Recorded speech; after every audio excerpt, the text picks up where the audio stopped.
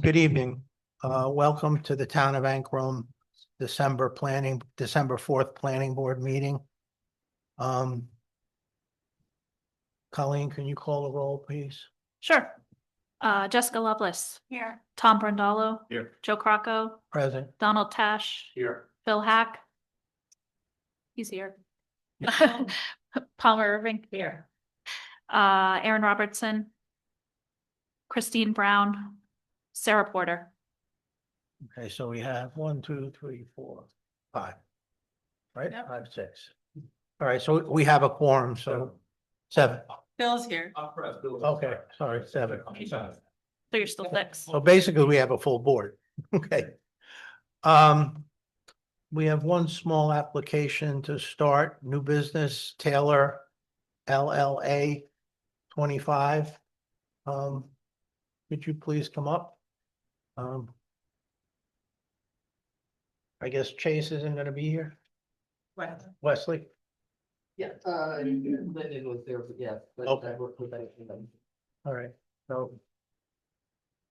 Can you just, explain to us what's going on here? Yes, what, in 1979, my parents deeded this 3.08 acres to me and my family.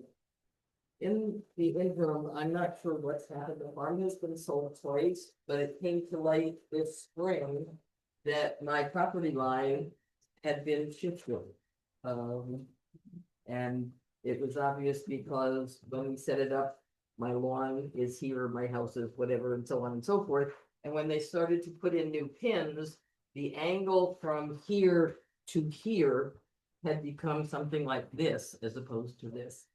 So working with Dan Slott, who is one of the owners of Two Partners, he had Lyndon Chase just redraw the line so that it left me with not an undersized lot, but very much in conformity with what my lawn was. So, That's this 0.21 acres, Sorry, the extra 2.21 acres. right, it started at 3.008 acres, but with the adjustment that he made, it ended up, I think, at 3.18 acres. so where the bushes are now, that's your existing bushes of your yard, and this is just fixing that, Yes. okay. So this is what got added? So some got added, some got subtracted. Right, I to see. straighten that So line this out. was the incorrect, That was the incorrect And we're line, just and going- that's right, it doesn't make any new parcels, it doesn't Right, I just wanted to understand what remove was any is this parcels. a current fence?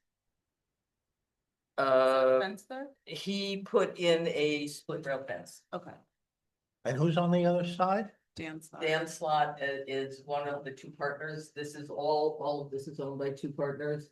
And Dan Slott is one of those. And this is the piece, he's one of the pieces. isn't Yeah. it? Right, that, so I'm giving up So the they're little adding triangle this there and and a big moving that. triangle. Here, and then he's giving me that, so that this is what is showing now, this is what.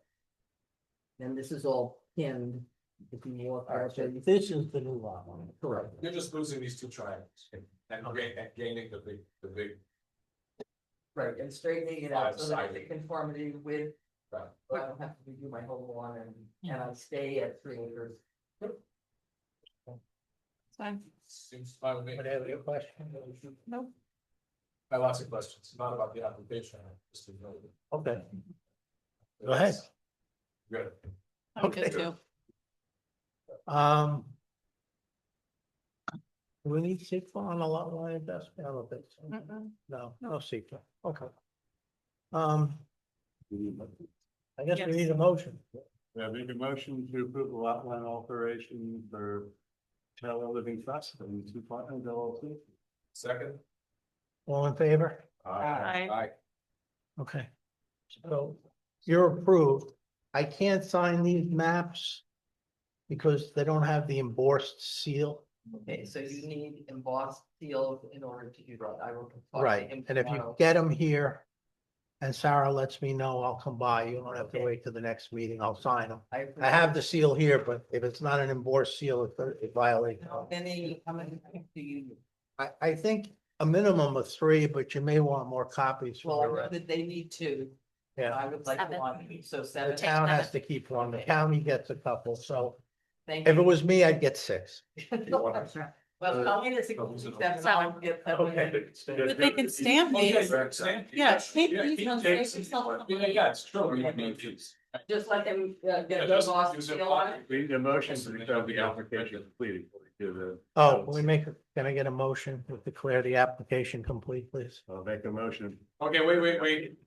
We have, some information from Sarah. We have to declare it complete first. That's Okay. what we should. Just did? Just said complete, okay. I think you just I seconded it, but I didn't hear the word complete. I heard approve, but not Oh, complete. we all showed up today. Okay, all those in favor? Aye. We did Yeah, have them stamp those. So we're working off the- Take the involved, the Yep, extent, because then this they is the begin plan. Yep, and you'll save yourself some money. No, these are no good. Why can't I you mean, have she can them- take it, but it's got, They it's don't- gonna have a double seal on it. But they Can't have them same. You could take this other copy if you'd like. I don't know if it makes a difference to him, but I'll get them all. Well, it Yeah, saves the embossed printing sealed. costs. let Sarah know when it's here and we'll go from there. Okay.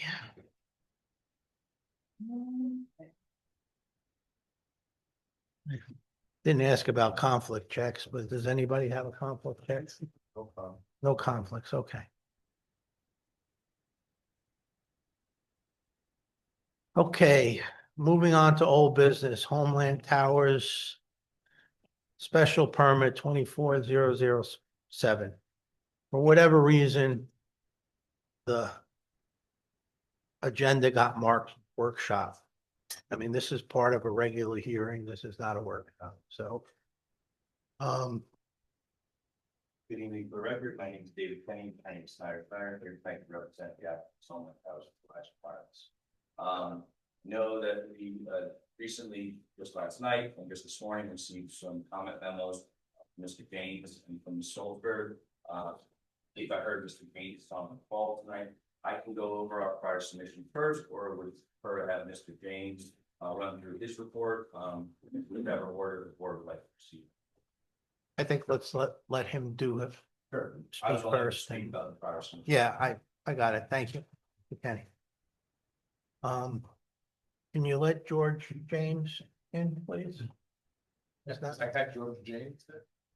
Yeah, so ask him to unmute, but then share the spot. Replace or add? Add. That's him, George James. We'll run over here. Yeah, so that's another Zoom thing.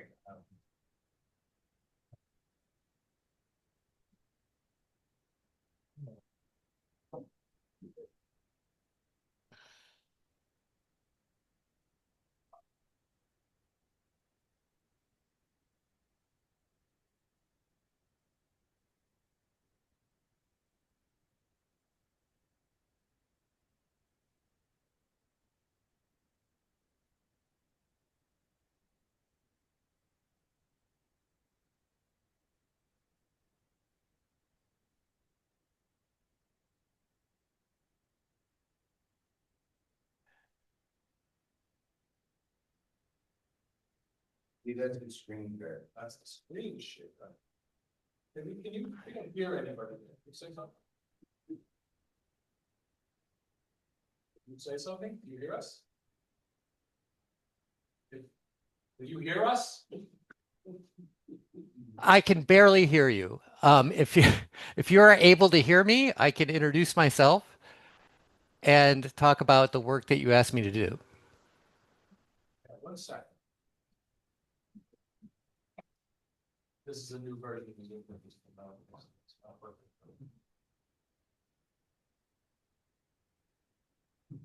Are you sharing your screen right now?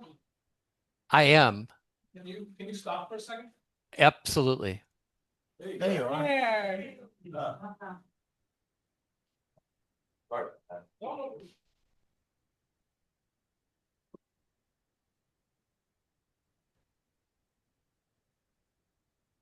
Okay, you're up. You're up. Go ahead. Okay. So again, I'm George Janes. You had all asked me to review the applicant's visual materials on the adequacy of the the simulations that have been done to show the impact of the proposed tower. I'm an urban planner. I've been doing this sort of work for a number of years, and I'm often asked to review the quality of these materials. And the reason is because, you know, it's easy nowadays, especially to produce these visual simulations, except it's easy to do them wrong. And there's a lot of technical issues that you have to consider when you're going through creating these simulations. And it's easy to produce something that looks right, but that isn't accurate. And so you had asked me to look at these materials and provide my opinion as to their adequacy. Top line is, and I produced this memo, which you got only very recently, which I will just share on my screen briefly. Okay, here. And, you know, in summary, my findings were that the viewshed map, the descriptive information, the photography, they're all fair and they use industry standards. There were some issues. There were some issues that which I would describe as errors or non-standard, which I very quickly can go through. The one issue which you are aware of, at least I believe you're aware of it, is the fact that the photographs from the rail trail are taken using leaf-on conditions, which is not industry standard. So the way that you typically do these things is you take existing conditions photograph with no leaves on the trees, because leaves on the trees can overstate the amount of screening there will be in the wintertime. And so you do your existing conditions with leaves off the trees, and none of the views from the rail trail show that. And so on the screen right here, for instance, you see this kind of leafy vegetation blocking the screen tower. I don't know if that vegetation is going to be there in the wintertime, and so it may be overstating the amount of screening the vegetation is going to give. And typically when you're doing these things, you don't want to ever do that. You don't ever want to show more screening than there actually will be in reality, right? You want to err on the side of showing more of the tower. And so, you know, this is an issue. The issue is that, you know, you have the leaves on all of those 14 images. There are a couple of other issues as well. This is a highly technical issue with regarding the fact that the tower, when you're looking at it through the tree, it seems to change color, and it has to do with a technical issue using Photoshop. But you know, in the main, you know, the tower is shown in the right location at the right height. The one issue that we did have regarding tree removal, there are 7 trees that will be removed, mostly by the access road that is behind the trees by Route 22. None of those trees are removed from the photo simulations. I don't know how big they are and how much of an impact that they would have. It is conceivable that they will allow for slightly more visibility to the lower portion of the tower, which is, you know, where the access road is and where the compound is. It wouldn't necessarily, it would not help with the upper part of the tower, which will be visible. But, you know, they should, you know, you should remove the trees if they're going to be removed. And it would be like in this one, maybe some of the trees towards the bottom of the pole would be removed. And then finally, not finally, but one other issue is the equipment sheds. and again, you know, this is again having to deal with the reasonable worst case conditions. What you want to do is you want to err on the side of showing more. And this is a detail from a viewpoint 6 where you see the entire tower from across the valley. And the little black boxes at the bottom here, those are the equipment sheds. You know, you should use a lighter color because they haven't specified what the color is going to be. You know, you use generally reasonable worst case conditions, which would be a light color, and they didn't do that. And then finally, I was asked for, you know, just some thoughts, and this is a very scenic rural area, and if you are going to consider alternative designs, this would be an appropriate place for it, right? Where you would use something that either camouflages or minimizes the visual impact of the tower. And, you know, there are some examples that I put in the back here. What they call the flagless flagpole or the brown stick, close mounted panels, the silo, which, you know, would be have to be very tall for this, or perhaps a lattice structure, which in this case, if you had a lattice structure, it could be helpful for views from across the valley because, you know, you have the hillside in the back. However, it might be more impactful from Route 22. They each have their, you know, upsides and downsides and trade-offs, but it would be something for consideration. I want to keep this brief. If there's questions or comments or you need more details, I'm happy to get into them. Anybody have any questions? Thoughts? I only had one question. Do you know the height of the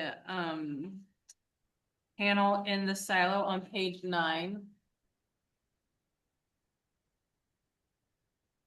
You mean in the example that I have? I don't. I could probably try to find that out for you, but I pulled that from a document that I wrote 10 years ago. I don't recall. Yeah, no, we've seen that in a few other information that we've been receiving. But Yeah, so I mean, but let me comment on that. Is that a common? So silos are great because they're common in this sort of area and they're not discordant. However, silos that are 100 feet tall typically are. They're usually not that tall. And to use them, you would have to essentially either, and not have it not look odd, you would have to lower the height of the silo and thereby lower the amount of coverage you would get from this to actually use this as a reasonable alternative. It would likely also limit opportunities for co-location as well. So there's trade-offs for sure. okay, thank you. Not at this point, no. Anybody else? On this silo, are there? How many antennas do you get at the silo? Is it just the one, or it limits co-location, or there is no co-location? Well, it all depends on the design, right? In this case, in this one, the panels are on the top behind that screen that you can see at the very top of the pole. If you can, or the silo, you can design it so that you could have some co-locators in a silo, but it would have to be designed for that up front. I mean, otherwise it would be very difficult. I guess you could retrofit it, but it would still be very difficult to do. And you would have to essentially leave a spot that could be screened with something like this for co-locators. It's not impossible, I guess is what I'm saying. And, you know, like with many of these things, the design matters, right? And if you put the design effort into it, you could make it work, but it would still have to be taller than your typical silo. Right. I think we understand it has to be taller. We have seen pictures of where they did have multiple antennas in a silo configuration. So it's It's possible. I think we might need to hear from a technical expert on towers more to understand that. Yeah, I think the problem with the silo is there's no silo 100 feet tall. And for it to be in proportion, the base would have to be, I don't know what, but most silos you see in the area are 40, 50 feet. I don't think there's any 100-foot silos plus whatever we need for the dome. So I think we could do some further research into it, but I'm more intrigued with the what was called the flagpole design without a flag. If I remember correctly, you said that with that, it's gonna have to be taller because the world and tendency in stack. Correct? Yeah, may I speak? Yeah, yes, Just exactly that. So with the flagpoles as well as with the close mounted pole, you're taking away to the horizontal space that you can put multiple antennas on, so therefore they have to take more vertical space. So you're gonna increase the height of the tower and you're also gonna limit co-location potential because now more vertical space is being taken up by one carrier. So instead of having one rad center or one elevation for one carrier, they may need 2 or 3. So that necessitates a taller tower, particularly with this zoning code. We're limited at a 100-foot tower. So the first question when you get in front of the zoning board to go for a tower that's above 100 feet is there an alternative design that keeps you at 100 feet? So that would hurt our chances of getting a variance in the situation. So the code limits us at 100 feet, and the design based on what we've shown from RF is this is the minimum height that we get from Verizon, as well as to support co-location potential. So those two, they would necessitate a taller tower. The issue with the silo is not that you couldn't fit multiple antennas within the silo. It's not that it would prevent co-location, it's that these things limit co-location. So when we're building it for Verizon, I know what Verizon's network design is, and so we can design for Verizon. So when we build for co-location, what we're trying to do is optimize the most potential that carrier would use that space. So the issue with the silo is that instead of having everything vertically stacked, now everything's one similar rad center. So that limits the direction and the azimuths. So if I have an antenna pointed in one direction, you can only have the other carrier's antennas so close to that antenna before you have radio frequency interference issues. So we can't have them right next to each other pointing in the same direction, because then those beams of coverage, the beam of spectrum, will actually interfere with each other and degrade the signal. So we can study that further, but I think the other point is that a 100-foot silo next to, I believe it was a 50-foot silo that's on the property, it would severely dwarf that silo, and it would become a much more visible object. And at this kind of distance, I think you have to put it in comparison to the other stealth designs that were presented. And I do want to put back to the brown paint and monopole design. It was nearly invisible for most views from the east to the west. We had to actually use a laser pointer so that we could identify it. I think a lattice tower, we could explore that more. We definitely can provide you SIMs on that. But I think as Mr. James said, there would be some potential benefits from views from east looking west. While you're driving up and down Route 22, lattice structure may appear more industrial. But we absolutely, that is a pure aesthetic concern. So that's something you can provide to the board. The ones that we're discussing, the other tower designs, that starts to affect radio frequency justification purposes. So as Mr. James said, you're already starting to consider looking at maybe a lower silo or a lower rad center if we talk about silos. We've had the RF consultant confirm we're already at the minimum height. So again, and for the reasons of needing a taller tower to support the flagless flagpole design, we would push back on those just because those now affect the design of the facility from a technical operations standpoint. We're certainly not suggesting you go for a taller tower. We've been told that AT&T has service in the area. So they wouldn't be a co-locator, I would assume. They have service. That's speculative. So- We don't know if we want to have enhanced service, and then Well- we don't know in the future, Right. 15 years from now, whether or not they may have a gap. This is infrastructure that you can use, but Understood. response to the other comments, I do hear that, We will take additional photos from the rail trail. As you recall, that was, a mistake on the applicant's vendor. They were supposed to have taken those photos. We took the photos in July because those were the conditions at the time. The leaves have come back off the trees, so we can go back out and take those leaf off photos. Regarding the other comments, we'll make sure that those trees that are to be removed were showed in the Sims. I don't believe that the trees to be removed are that elevation along Route 22 that would affect the view, but we'll make sure that those are accurate. We can also correct the color and see if that, if any other Sims had a similar issue. But we can provide, those responsive in a responsive smooth. Is it possible to get a simulation of a silo tower? Yeah. But, I think we need to look. so we could just compare it to if you're able to do the simulations, we put that in there. I can discuss with my client whether they're willing to propose that, but I think from a design standpoint, I don't know if that's something that they're willing to propose. I can discuss with them and see if we can have it. But We're not interested in what they're willing to propose. Yeah, I We're think that's interested in something what, we- you're missing the point. We're What we interested would in like what to we're gonna see. accept. And the power base is already lower than the silo that's next to it, and it's on a hill, so potentially it could go lower still. I'm sure. The grade difference is deceptive. I looked at it again. There's only 5 feet from the road to where the tower sits. When we So- walk down the hill.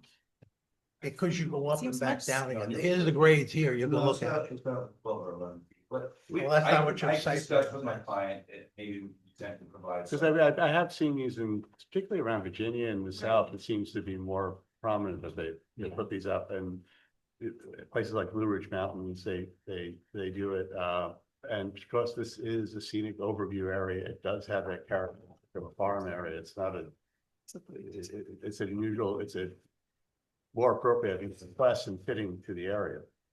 I understand, but, I'll discuss. with And, my client. it's an agricultural district. In my view, a farmer could probably come in and build a 80 or 100-foot tower. We probably wouldn't say anything. If it was a silo. I just feel like if it's something that's happening so much in other rural areas, and it's something that we're now learning about, that was proposed in the October meeting, I think. So, I don't think it's proposed, but we saw- Not proposed, but like brought to our attention, and if that's becoming more prevalent because of the situation that's happening across the country, why is that not an option for us? I think we need to have. You're forcing something that isn't natural. There's no silo anywhere 100 feet tall. It's gonna look so out of place. Well, that's why a simulation Well, we can picture do would the be simulation, helpful but- to. I I also feel like if we have the height difference, or potentially like, we're saying, well, if 100 feet is like the lowest we can go, but if we know really the only coverage we're trying to get is on 22, is 80 foot versus 100 foot actually gonna make that much of a difference? I It's just, bigger eyesore. What the pole, it's gonna be, it has to be a lot wider. I mean, if the ones I've seen are all the same width coming up, if you put it next to a shorter tower, it actually can, which it is. It can look okay, but I think we have the ability to have visual simulations. We can look at it and say, all right, that's really sticking out way too much. But My only comment is, was a pure aesthetics, just like the lattice tower, I absolutely sign. It's because, as even Mr. James stated, this will severely limit co-location potential. So it is going to limit design co-locators. I'll discuss with my clients to see if we can provide not only response on simulations, but also to provide maybe some additional reasons why this wasn't one that was first proposed. So I have, everybody, we keep talking about co-location, but the way I understand it, this is Verizon putting up the tower. So are we as a board interested in AT&T or Sprint putting up co-location? I don't think so. Your code requires it. We require Suggest- Code co-location. requires co-location. The availability for co-location. I think it's availability for co-location. And to that point, also, I understand for this particular tower, where it had an applicant for Verizon, but let's say we built it and it was only gonna be used for Verizon and no other carrier could use it. Now you're gonna have another cell phone tower in this area from that other carrier, so it would increase the proliferation of towers in the area. We're trying to build one tower that could potentially accommodate all the users in the area, so you don't have to go through this process in this area again. They don't want them to know. Well, the problem we have is nobody likes these standard towers. Well, again. And we're trying to find a happy medium. We that- can look through it, but again, the code does not require that the tower be this. The code I- requires a camouflage design, and I think objectively, we have provided one that takes into account the background setting of the ridge in the back. And then when we provided view shed maps, when we provided the visual, the order simulations of the facility, we really had to take a laser pointer to show you where this tower would be in most of the views. That's on a simulation. That's not when you're driving down the road or when you're Yeah. living in the area and you're looking at it. And like, with all due respect, it is an aesthetic thing. It's in a view shed, and I think that's very important for us to discuss. I agree. We're not having this discussion. I think we've had this discussion for the last few meetings now. My only comment was that my client didn't propose that design because there's technical problems with that design for co-location purpose and RF frequency propagation. I can speak with them further, but right now, that would be part of our reason of pushing back on that design, is it's not a pure aesthetic component of the application. It does now affect our propagation of service and our ability to co-locate other carriers at this facility. Who was it that We brought have, that? we have Cityscape as a consultant, we can all. They're the at ones- Website, we can ask them. They're the also. ones that brought that to the table. Do we have any other options on your end? We should find out. We have Anthony Thomas. So He people- should be online. Is there an Anthony Are they- Thomas To there? suggest a show or next. Like, So we can review, as Mr. James said, the request, he felt that the lattice tower, because it's more porous design, from some views, it would be better. We can provide that, we can look into that. I will discuss with my client that the silo, I don't wanna promise that I'm gonna give you a silo as a proposal right now, when my client, from a technical standpoint, may not choose that design. If we're only looking at aesthetics, and it's only an aesthetic difference, then we'd absolutely provide that design like we're doing for Lattice Tower. But because that now gets into the territory of affecting the design of the network and the ability to have co-location, now I have to discuss with them whether or not that's something we want to propose. This seems I like the suspect- biggest argument right now, is the aesthetics. It always is, Well, it's the visibility of it, but we have to make sure it's balanced, because while I do understand that, aesthetics is one component of the application, there is important public benefits being provided with services here. And I think what some of the designs we're talking about is that now starting to limit the use of the tower and starting to limit, the radio frequency propagation of the tower. Exactly, and so I think the more important thing is that while it isn't a scenic corridor, I'd rather see a cell phone tower and make sure my phone works than not see a cell phone tower and not be able to make that phone call in an emergency situation. but I feel like there's also so many people that don't think that there's a need for cell phone coverage there, because that is something we have consistently heard through the duration of this experience. So I I object to that, because I think you've had multiple people come up here and say that there is either circumstances where there was lack of coverage along Route 22. This board has also hired a radio frequency engineer. He's on. There's a gap in coverage in this area, so while there are some people who have come out and said that they don't feel a need for the tower, there have been also other public members that have come out and said that there is a need for the towers, and you Yeah. have a radio frequency engineer. I'm not saying that there aren't some people that say that there are, I'm just saying there are a lot of, I do not feel over the last however many months we've been doing this, that there is a conclusive answer to that, because it has very weighted on both sides. So I don't think it's fair to say that this is a black and white situation. Objectively, I disagree, because it's not a popularity contest. We don't get to say votes of where coverage is or not. You have your own radio frequency engineer that you retain, who said that there is a gap in coverage here. Verizon's RF. I'm not saying that there's not a gap on 22. That's not what I'm saying. What I'm saying is covering that gap at the benefit of the community living in the area? Or is that for the benefit of the people visiting this area? And like, what is the more important need? And how are we speaking to the people who are living here versus the people that? I understand your point, but again, this board is a planning board. So you have to review a planning board application and That's what unfortunately- we're doing. No, but the components you just talked about are things that don't have to do with the site plan and special permit application. It's in a scenic area, I know, in a rural area. but the comment you just made about who's gonna benefit from the services of this tower, that's I'm on a not- planning board for my community. trying to listen to the community members. Yes, there are people saying that we have this an emergency, and there's also a lot of people saying like, what benefit is it bringing to our community? We're listening to all those things. I have a stack of this that goes both directions. So I don't think that's fair. But you do have an ARPA consultant that's talked about the Gavin service. Yes. We've had comments about whether or not the service would benefit those in the town of Antrim. Our most recent submission confirmed it would provide additional service to Boston Corners neighborhood. So it is providing service to the town of Antrim. And federal law is that the service doesn't stop at the border. So a cell tower here in Antrim will provide service to the surrounding areas. There are cell towers in other surrounding communities that provide service to Antrim. The issue is that the town board in 2011 adopted a local law that says a cell tower can go here as long as we meet the criteria for the special permit. And all we're asking for is that the review be focused on those criteria and that the technical parameters, which have been reviewed by your own consultant, should be accepted by the consultant. So to that end, and maybe we can jump ahead to the part of the Boston Corners, because you did provide additional submissions here about what the service would be. But it's very hard to determine what that actually is. And so either our technical consultant can speak to it, or maybe you can speak to it. And, you know, there's what you're providing, say that someone can stand at the center of Boston Corners and get a phone call. Can they watch a video? What is the level of service that actually will happen in that area? Because that is part of the laws that provide service focused toward the town centers, and that is the edge of Boston Corners. I also disagree with that interpretation of the code. When the code talks about providing services in the town, I know there have been some statements that only meant town centers, but that's not how the code. Well, it says it should be, it doesn't say only, but it does say that it should focus in that area.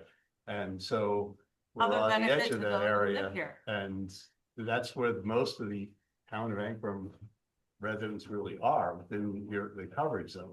But let's just hypothetically, we do have a submission that says there'll be increased coverage for Boston Corners, and you can ask your expert, but let's just hypothetically state. Let's that- find if it's quantifiable, that's all I'm asking. Understood, and we can discuss that, but I just, for hypothetical purposes, let's say that there was perfect coverage in Antrim, Vale, Boston Corners, and all of those neighborhoods, and that there was only a need along this unincorporated area of the town of Antrim, along Route 22.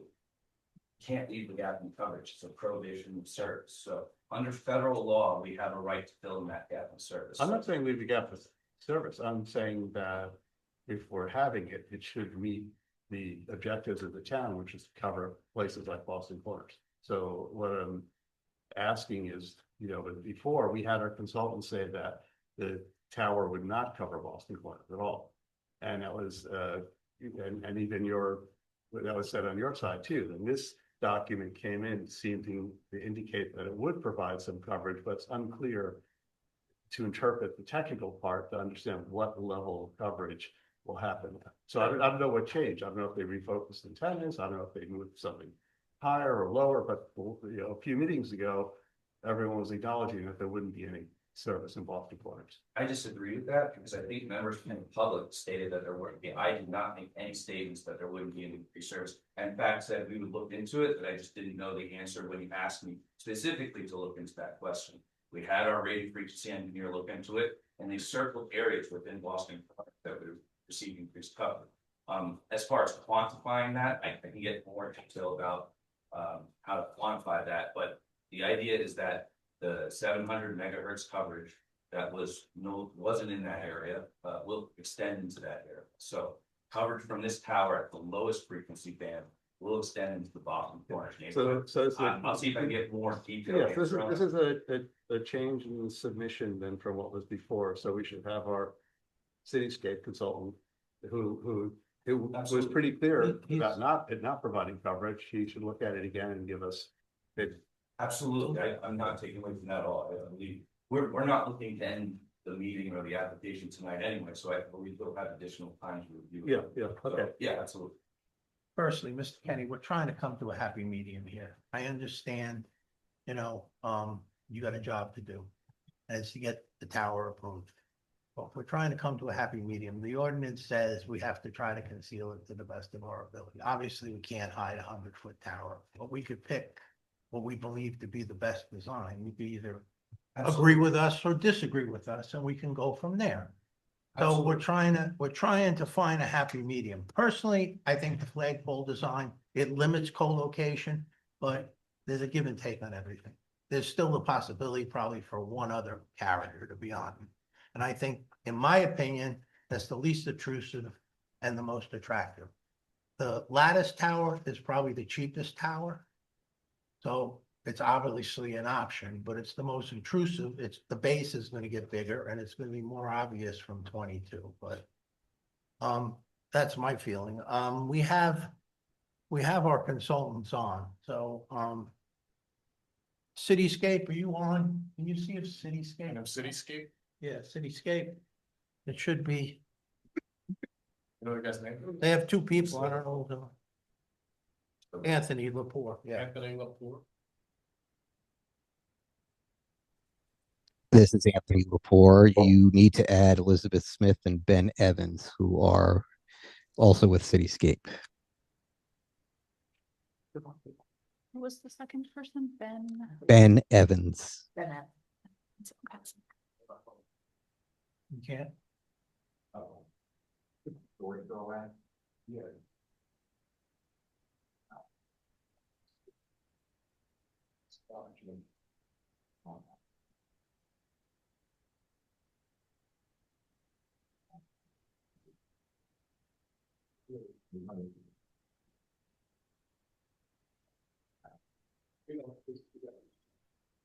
I have a quick question about the trees. Those trees have to be removed. So yeah, it's 7 trees being removed because of the access drive, and so we're looking into that to see if it can be minimized, but again, I'll double check. The way that the property is that we have a 50-foot buffer before we get to the property line, that'll be maintained, no trees will be moved there. And then there's also the right of way that has trees along it, so we don't believe that any of the trees in the simulation are the trees that are actually going to be removed. I think there's smaller trees that are lower in elevation next to the tower. It looks like it hit a little bit of it, you know. We'll double check that to see if that's the case, but again, I think because of the change of property and the fact that there is that 50-foot buffer strip, plus the additional strip of land along the right of way, I do think there's a lot of trees within there, and those are most of the trees you've seen in our simulation. We put that detail, we'll look. Absolutely, yeah, what I said before, maybe it was a little fast, was that, we did receive Mr. James' comment memo. We're gonna go out and take more photos from the rail trail. Yeah, it and we'll just came provide out yesterday. response on all the other. Yeah, more trees, I think, that are there. Absolutely, if we We can see a little bit. yeah, if we can do something like that, that'll provide a benefit, we'll try to. Again, this was discussed before, I think most of the trees that are benefiting the intervening views are really on the right of way property. Is there any options for, because I'm worried about the line of sight on 22, apparently it's a big problem. Is there any way to conceal that line of sight with other things? Like plant extra, evergreens or something that, like if you're down here with the car, you're looking at 100-foot, tower. Is there a way in between 22 and there to put up some kind of, We can look into it. The issue with off-site landscaping is problematic because you have to have the property owner accept it.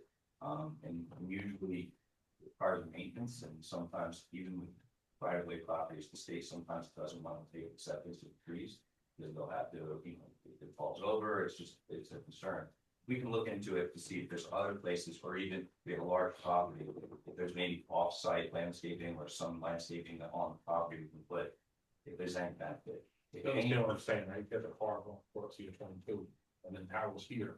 Maybe you can get that line of sight in front of the tower on 22, to grow, on 34, everything.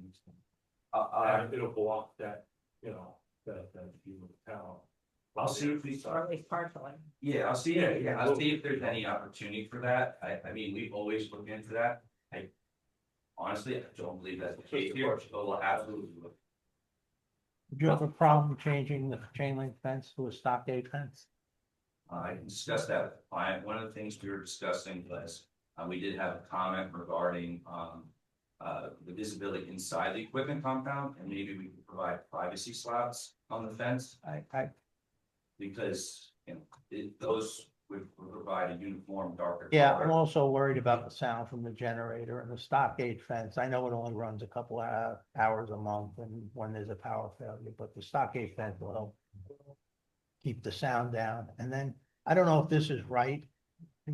You have a lease line, which is showing the area just around the equipment. But then you have a fence line. What's the lease? And the tower's outside of that. You're calling this the lease line, the leased area, right? This is changing things. Yes. Right. Wouldn't that be the lease line? Because your tower's here. Right. So why would that be the lease line? Maybe this is supposed to be the lease line. I'll have them correct it. No, this is definitely. Yeah, I think this is switched. This is the fence line. This is the lease line. But Well, it's a fence line too, but I'll have them double check that. Yeah. But yeah, obviously we have to put the tower in an area that they have lease rights for. I know we did when we lowered the height of the tower to 100 feet. We shifted it a little bit further away from this property line to make sure we can. so that's not a fence setback. line, that's a lease line, that's not right. Yeah, that might be a proposed ground lease area. I'll have to ask them. Okay, Yeah. there They'll seems to have be some correct. confusion there now that, We'll get that clear. okay. Can we find, We cityscape? have Lepore and we have Ben Evans. Who is the- Yeah, except I am not the person to answer your questions. Our engineers and technical experts are. So that's Ben Evans and Elizabeth Smith. Elizabeth Smith, okay. Okay, You got it. That's who you really need to unmute. the question about the service, can we answer that or? Do we have, are they muted? Yeah, this is Ben Evans. I don't recall making any statement that the new facility would cover Boston Corner. I So think our report. I do mention it in the report in the context of where the signal is currently, or where the coverage is currently lacking. Yeah. But I never made a statement that to the effect that that the new facility would definitely cover Boston Corners. Or that it would not, right? Yeah, or if it would not, I don't know, if it would or not. Can we look at them? Can you evaluate the latest material that they just sent in? Where they gave some additional information about Boston Corners? Yes, we have not received that. Okay, Because we've received a lot of very specific correspondence regarding the Boston Corners area, so I think we just. Mhm. Yeah, we're happy to review that and we can certainly do a supplement to our report. Absolutely. okay. So they made changes to the tower apparently, or the positioning of the antennas, from what I understood in your latest submission. No, I think what happened was previously we focused on the covered area in the gap. We hadn't been specifically asked about Boston Corners. So what we did is we showed just the covered from the facility alone and that it would reach certain areas of Boston. Yes, it's this new from the October 3rd prediction. That's this. But were there revised drawings since the 28th, July No 28th? date on any of this stuff. No, the October, The submission is one thing. The drawings I have, that I July believe, 20, 28, correct. okay, The most recent October 30th submission didn't Yeah. have any plan right, changes. okay. They were just supplemental to the ARC. That's what I thought. I just wanted to be sure we're working with the right documents. There was no Okay, confusion. so I have to go through it again. I thought I read somewhere that they could align the antennas more toward Boston Corners, and that this was representing what that coverage would be.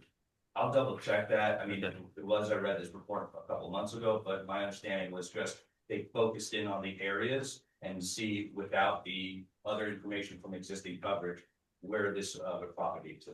All right, so I guess we still want to get an answer from our consultants about what the actual coverage would be. With all of Okay. our RF information, I expect that. Okay,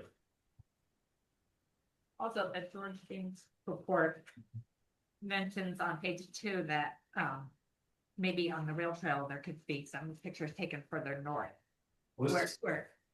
So we discussed that with our team and we're absolutely gonna see if we move a little bit further north, if there's maybe more of a clearing or a direct shot. We're Yeah. absolutely gonna try to take the worst case scenario shot. Okay. So the exact photo locations that were previously chosen on the view shed, We'll try to go close to them, but we will try to see if there's a more direct shot or direct view. We'll try to take a photo of that. Okay, let's just recap a little bit before we move forward. Are you going to give us new simulations of different style? Yes, we'll absolutely give you a new simulation of, not only the lattice tower, but I will speak with my client about the silo that's been requested. We'll also, there was other comments regarding prior simulations that were provided. There was one about the color of the pole in one view and whether or not the trees that are to be removed, 7 trees, whether that would show up in any of the simulations. So, And the flagpole? I don't know. The flagpole, again, we provided a previous submission from Verizon's radio frequency engineer. That not only the increased height, but the type of equipment that can be located in a flagpole, about why that wasn't designed that they were going to pursue. And again, this would necessitate a taller tower. We're already at 100 feet, so I can't go to the zoning board and ask for. No, we're not asking you to do that. I'm just looking for you to look into what you can do to make the flagpole design work. Can't. You can't, so you Can't. just. Unless. I'm not refusing. I'm saying we submitted, this was all. And is refusing. Well, Can't make it work. it's is an what he said. impossibility. Yeah, It's not that I'm saying I don't want to do it and I don't want to do it, but we've submitted in a prior submission, this was brought up. And even Ms. Stolzenberg has discussed in her report that we had previously looked into a flagpole design. That wouldn't work. I don't, does anybody? Verizon would have a very inferior facility if they had to cram their antennas in a flagpole. Stop this thing from raining. I I just, don't remember anything from Annabelle. In her most recent memo that was just sent to us today, Right. picked up on Mr. James suggesting the flagpole. And she had reminded that this was a prior question of the applicant and that we had submitted supplemental information from Verizon's radio frequency engineer that discussed the technical reasons why that wouldn't work. I understand we're reviewing from aesthetics, but I have to keep bringing back in the technical component because you can't build this tower that looks great but doesn't work. You know, I get Under that, 100 but feet, I, 100 feet or more. But what is the height that you would need to make it work if you had to go over them? I'll have to double check about additional rad centers, but you're probably looking at like 120. It's only 20 feet more to make it look more aesthetic. I know you have to go for a variance at that point, but it might be. the better A scenario. better scenario for us if we do it, a variance to get the extra 20 feet to make the aesthetics look better. But it's not just taller, so it's also the type of equipment that can be located. So we did provide a full like discussion on this. I don't remember anything about that. How about do a you? silo? No, not about a silo. No. Flat. Flat. We had, the silo was a very brief discussion and it was only mentioned that next to the existing silo, and I think we had discussed it more at 150 feet that. I was talking about 150 feet the flagpole. Well, the flagpole we had discussed at 100 feet. Just one second, just digress for a second. When we're talking about the height of this tower, are we talking about its maximum height? Or because what I remember reading is that whenever a tower gets put up, you can just unilaterally add 20 feet to it. So Only if it does not destroy the existing concealment elements. there's that, but there's, sort of what you're talking about now is an eligible facility. But when you say us, there wouldn't be us, it would be another area. So an eligible facilities request is law. So the Middle Class Tax Relief Act in 2012 came out with a provision to help facilitate the deployment of existing cellular facility. So if this becomes an existing cellular facility, next carriers like AT&T or T-Mobile could apply for what is known as an eligible facilities request. And that could include a 20-foot increase in height of the facility. The issue though is that there's nothing really you can do to stop that because there's law. The law even says that if you had a condition of approval that says you can't increase the height of the tower, conditions apply. So what we do though is there's an expense to increasing the height of the tower. So when Homeland Towers design the facility, we design it with ports for them to put mounts and cables underneath. So there is a big difference in cost if they're going to deploy an existing rad center on a pole rather than add an extension and redesign the tower. So from my client's business standpoint, again, speculative, we don't know what they're gonna do. But we have taken into account that we've added in cost to the design of this tower to provide co-location space below Verizon. So we expect, and I've seen this most often, is that they are gonna try to come and do the cheapest install possible, unless there's a compelling reason for them to go higher, which would mean that they need to connect to another site that they couldn't. So it'd be pure speculation to guess whether or not they were gonna do that or not, but we have built in and anticipate them to go below, which is why we've added this port below.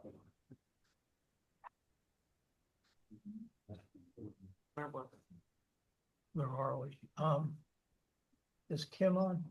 Oh, we were back at the height, sorry, the flagpole height, yeah, back. So, yeah, the flagpole height, again, that's not the only thing we do I'm have. trying to find it. I have it here. I'm trying to find where she commented on it. It was from the- Or you commented on it.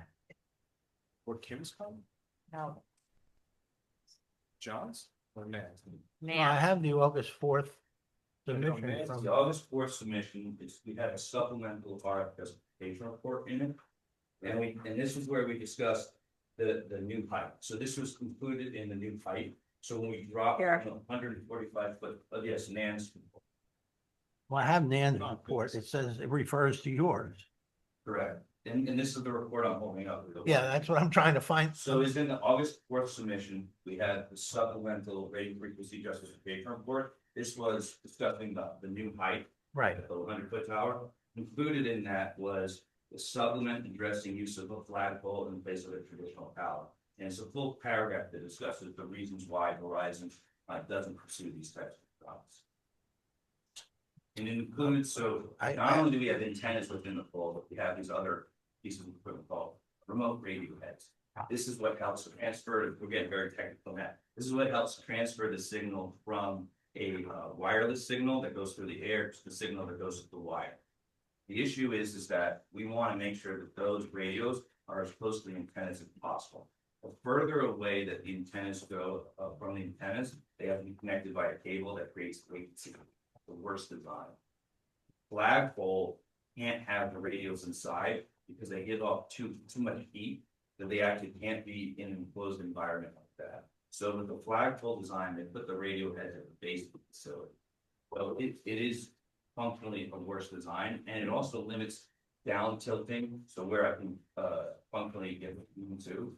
And again, it all brings you back to is the worse that we make this design from a technical standpoint, the greater the chance that there's going to be a need for another tower in there.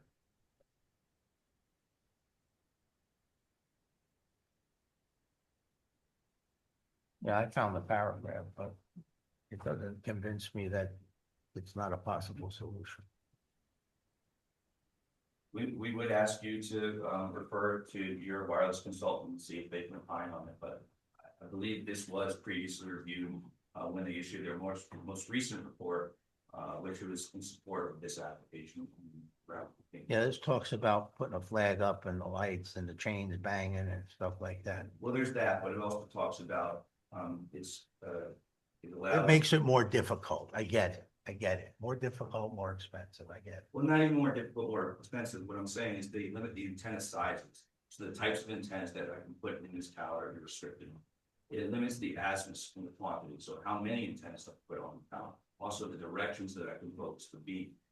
There's also what I discussed earlier with the radios, they have to be mounted at ground level. And they also limit the carrier's future growth. So let's say Verizon builds this today for today's purposes.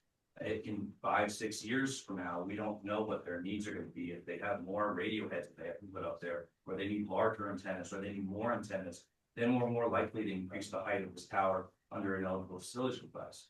Whereas when we use the monopole, we have everything at the same rad center. And by using that wider horizontal space, we have more opportunity to put more antennas, different types of equipment. Again, we are building it for today's design, but we're also trying to maximize for the future so that we don't have to build another tower. We don't have to increase the height of the tower, and that if there's another carrier in the area, that we have maximized the potential that they can co-locate here below the rest. One more question. I'm sorry. The possibility of, they have the towers that go on the electrical poles now. The additional ones that they don't put a lot of towers up. They're doing the ones that go on the telephone poles and electric poles, right, to continue the. Distributed antenna systems, the lower ones, we had discussed that also at a prior meeting, and your Mr. Ford discussed. Those are for more de minimis, smaller coverage gaps and for infill. So usually they're more for capacity purposes. I We understand. might have coverage, but you just have so many users in So there. what if you had, you're saying that the possibility of a flagpole design is not gonna get you the coverage or the ability to go to for your coverage of what you need it to be. Right. More of that, to get it to do the coverage of where we need it to be, we'd probably have to go above 100 feet. And then that also severely limits other technical components of it. So the latency aspect of having your radios down, the limits of the type of antennas that we can put in there, the fact that we have the limit of the number of antennas that we can put in there, and the fact that the limit of the direction of antennas. So if I build this facility and we design it for that purpose of today's directive, today's needs, I don't know if in 5 years from now, we won't have to completely redesign the facility for those needs then. But particularly the component that's really at issue here is a worse design from a functional standpoint for the radio heads. And also those limitations will require me to build a taller tower above 100 feet. And because you have a zoning code that limits me at 100 feet here, I'm kind of stuck where I know that the board may say, hey, we would prefer, 120-foot tower, go get the variance. But I have to go in front of that board and then argue to them that there's no other way to stay below the 100 feet. It can't be, hey, the planning board would like us to violate the zoning ordinance. No, I don't look at We it. could send a positive recommendation. Correct, but the board still would have to do a review under New York State law. And as well as the federal law overhanging. with- But it's an area variance, it's not a use variance. I don't see it. And being those a other possibility. things that go on the telephone poles with that being at 100, wouldn't want. What do you mean? The tower, if you put the flagpole tower up and you put those extenders out, on other, let's say, telephone poles where you're not getting coverage on that 100-foot flagpole tower. That you So, couldn't, like you said, it's more for, areas that aren't getting hit, with the full reception. so no, you can't kind of replace, because again, the size of the gap, and this was something that was previously discussed, the size of the gap would necessitate the macro facility. So once I have the cell tower needed, I don't really need the other de minimis. The idea is to make sure that the cell tower provides service to those that have done. Otherwise, we're putting more facilities out there, kind of almost redundant. That's just the problem I have with the Boston Corners issue, that I feel like we're gonna get the most minimal service there out of this tower, and nobody's gonna want to come over and build another tower, Texas in there. And Texas, yeah, I have no. so what I'm looking at is, I'd like to, I'd like to understand how we can have a tower, how can we really serve everyone in that area so that we don't come back and have to fill any gap. So there certainly is a gap there now, the same way as there's a gap on 22. So, it'd be very helpful if there was a technical solution that could go over filling these holes, including that area. Because most of your past Boston Corners, you do pick up service from other towers.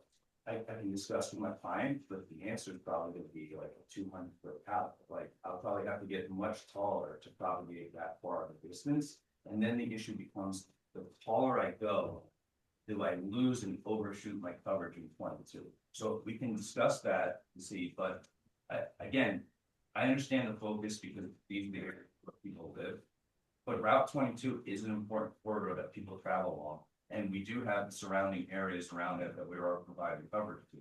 And the code isn't specific to saying that you can only provide coverage into areas of these densely populated residential areas. We have to provide It's not coverage, specific to that, but it does point in that direction. but the federal law also points to the fact that if I leave a gap in coverage because you prefer coverage in another area, that's kind of a prohibition of service from filling in that gap in coverage we're coming here to. Like, we can look into it, and I think we're providing the additional information requested that this tower will extend there, but we still have to fill in the gap in coverage along Route 22 that brought us here. and surrounding I'm area. not saying one or the other, I'm saying, I think there's some alternatives out there that can do both, but I'd like to get first. Sure, but the answer would be though, a taller tower to get the further distance. And then we're in an issue again of the fact that there's a 100-foot height limitation. But I'm sure your wireless expert can opine on that as well. Where are we? Is, Kim on? Can we let? Kim? Yes, I'm here. Hi, Kim. Hi. What is your recommendation at this point? Well, I have a few. So just regarding the discussions about the alternatives and the simulations, I understand what Mr. Kenny is saying about, one might be higher. But I do want to just say regarding the area variance, the standard that the ZBA would be looking at is minimum intrusion. And while the height might be higher, if it has more of an aesthetic in the rural setting, it may meet a minimum intrusion criteria. Again, I just want to put that out there because I know that Mr. Kenny was saying, well, we would need an area variance. True, if it goes above 100 feet, but if it also is more fitting with the character, that might be a consideration for the board to consider. My recommendation, I think a picture is worth 1,000 words. I think that if any simulations that they can do, and if for some reason they can't do it, or it has to be higher, or it has to, it doesn't work. If you can't provide it to us, the applicant can explain why it doesn't work. But, I think it is worth a shot for the board to be asking for these alternative designs. I think it's a reasonable request. And I think if it can't be done, then the applicant can provide summary as to it, but I don't see the harm in providing that. And if it's taller, the board will be able to see it and be able to judge for it. I also do want to just say, while we are discussing some of the changes that are going to be made, there was also a comment in Nan's memo, which mentioned that there was a potential build out for future equipment sheds, I believe, if there is co-location. I think that there was a statement that was like requesting that if that could also be shown, whatever, like George was saying and Nan was saying, show us the worst case scenario, show us what those build outs would look at, even for the equipment sheds as well. You're showing pads, and they're concerned what's going on the pads, and it might be segmentation. Well, it's not a segmentation. I don't think so. But, so the pads are shown on the drawing without equipment on it because There is no equipment. there's no equipment proposed. But the Sims did actually show equipment for other carriers on those pads. That's why we had multiple of those boxes there. And based on our response to Mr. James' comments, we are looking into providing the revised Sims for that, and also as a request from the chair, potential stockade fence, which would likely block all views. You could stockade just that area too. You don't have to do the entire area. The entire area is chain link for security purposes. Just want to hide the stuff if we can. There may be some landscaping too, which you stated that the existing bushes or shrubs or what weeds are going to be sufficient. The way construction works, a lot of that stuff's going to get knocked down. I think you should provide some additional planting also. But We can absolutely look into that. That's something if we think that is going to benefit the project. We only push back on landscaping when we feel there just is no benefit. When we were looking at it previously, we are providing a 50-foot strip of buffer along the property that where vegetation won't be touched.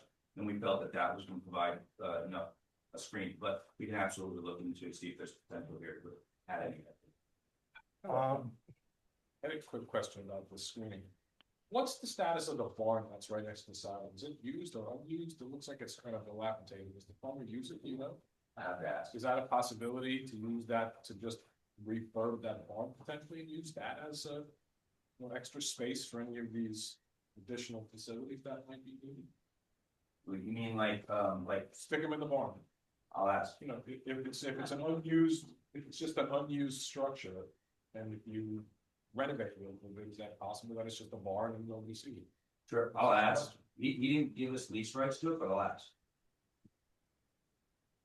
One more question is about overall coverage in the area. I didn't notice it. Are you guys on the water tower there? The other side of the thing,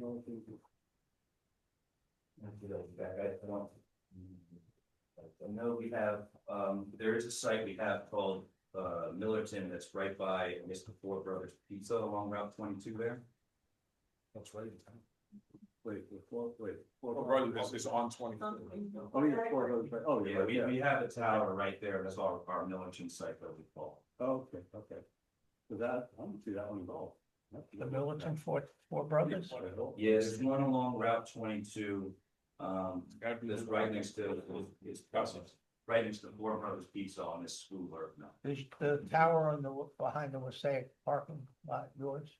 I'll have that. I know it's at it, I was just gonna ask about it, is that the color you're proposing? I'd have to ask. Because it's brown. But what we did provide in our most recent submission was a couple of real world examples of this brown painted monopole. One was in the village of Haverstraw. That one was also right before a ridge. I think it worked well there. And then we have another one that's in Armum. That one, admittedly, the second and third co-located carriers could not paint their antennas. Message has been sent to them to paint their antennas, but I think it does show actually even better how much it looks like when the top carrier paints their antennas versus when those other carriers don't. That's by the sewer district. I think so, yes. Yeah, I know where it is. Yeah, but again, these are examples where we've done this in the past. The reason why we're proposing this here is because of the ridge in the background. It really works well. When you're on the ridge, you're gonna oversee it. You're not gonna look over the facility because there's no views right down. And then from all the views looking east to the west, it really does blend against the ridge in the background. Is Nan on? So we have Nan to come in. Is there? Hey, Nan Stolzberg? Yeah. Yeah. Yep, I'll mute her. You can spotlight her too if she videos on. Hello, Nan. Yeah, hi. How have you been listening? Or how long? Yep, for about 5 minutes. Oh, okay. Lucky you. Okay, so I just, we asked for some alternatives. We got some Okay. pushback, but we're gonna get something. I don't know if we should go to the EAF. I mean, a lot of it is no response for the most part. Should we start it? And try to get us through as much of it? I think there's some parts of it that you can do, and you could, if you need more information, that you're getting more information relating to the aesthetics and those impacts. You could leave those until you get the information you need. That's towards the end anyway, so. I think- Yes. Oh. I'm looking for my copy here. Does everybody have a part two? Yeah. Everything that's shuffled here.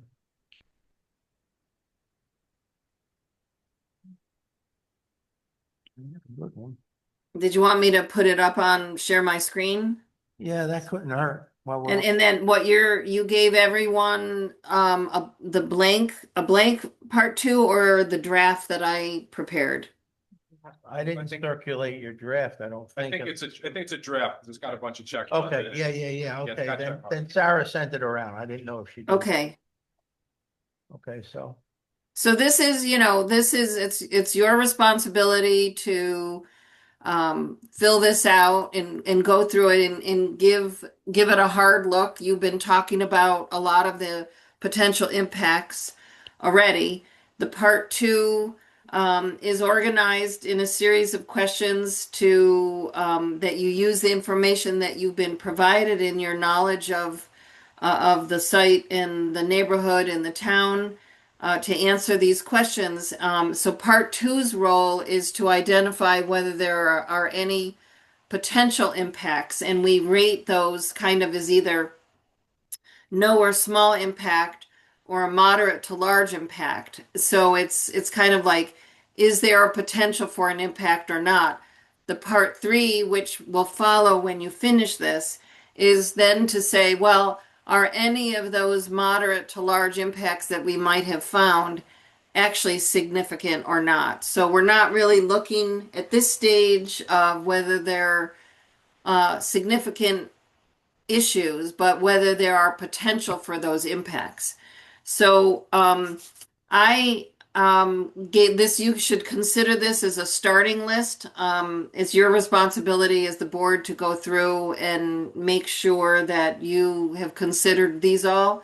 You can take or leave my opinion. You certainly can disagree, and change this in any way you want. So do you want me to go through it with you, or how do you want to do this, Joe? Why don't you lead us? Yeah, so the first one is there any potential impact on land? And that's these questions, I know you've gone through this before with other projects. Yeah. The proposed action may involve construction on or physical alteration of the land surface of the proposed site. Clearly, this is a project that is doing something in changing the land, so that's a yes, in my opinion. And then if you look at the individual questions that it asks you about those specific changes related to land, I don't know, John and Kim, if you recommend we go through each one of these, or how you want to show this for the record. I always think can you hear me? Mhm. Okay. I always think personally it's helpful for the record, for the minutes, and for the members in the public to just go through them, and also for the board just to kind of be able to think about them. I think they probably will be pretty self-explanatory, but if you could just go through each, if it has the check mark yes at the top, just go through the subparts just to verify that the board's on board with everything. Okay. So the first question is, the proposed action may involve construction on land where depth to water table is less than 3 feet. So there are, the broader parcel has wetland on it, which clearly the water, the depth to the water table is shallow, but not where the actual construction of the facility is going to be. So I marked that as a no, or thought it was a no or small impact, but you can discuss it and concur or disagree. Yeah. Concur. Concur. It's a small area that we're disturbing. And it's not. And it's Oh. not with a water. Not low. Yep. The second one is, the proposed action may involve construction on slopes of 15% or greater. So if you look at the topographic characteristics of the site, they're not grading off more than 15% slope. Yeah, so we agree with that one too. Yeah. The proposed action may involve construction on land where bedrock is exposed or generally within 5 feet of its existing ground surface. And I did not see that in the part 1 information that they provided, so I thought that was not a feature that's on this location. We agree. Right. The proposed action may involve the excavation and removal of more than 1,000 tons of natural material. No, there's no information on how deep this foundation is, so I'm gonna say no.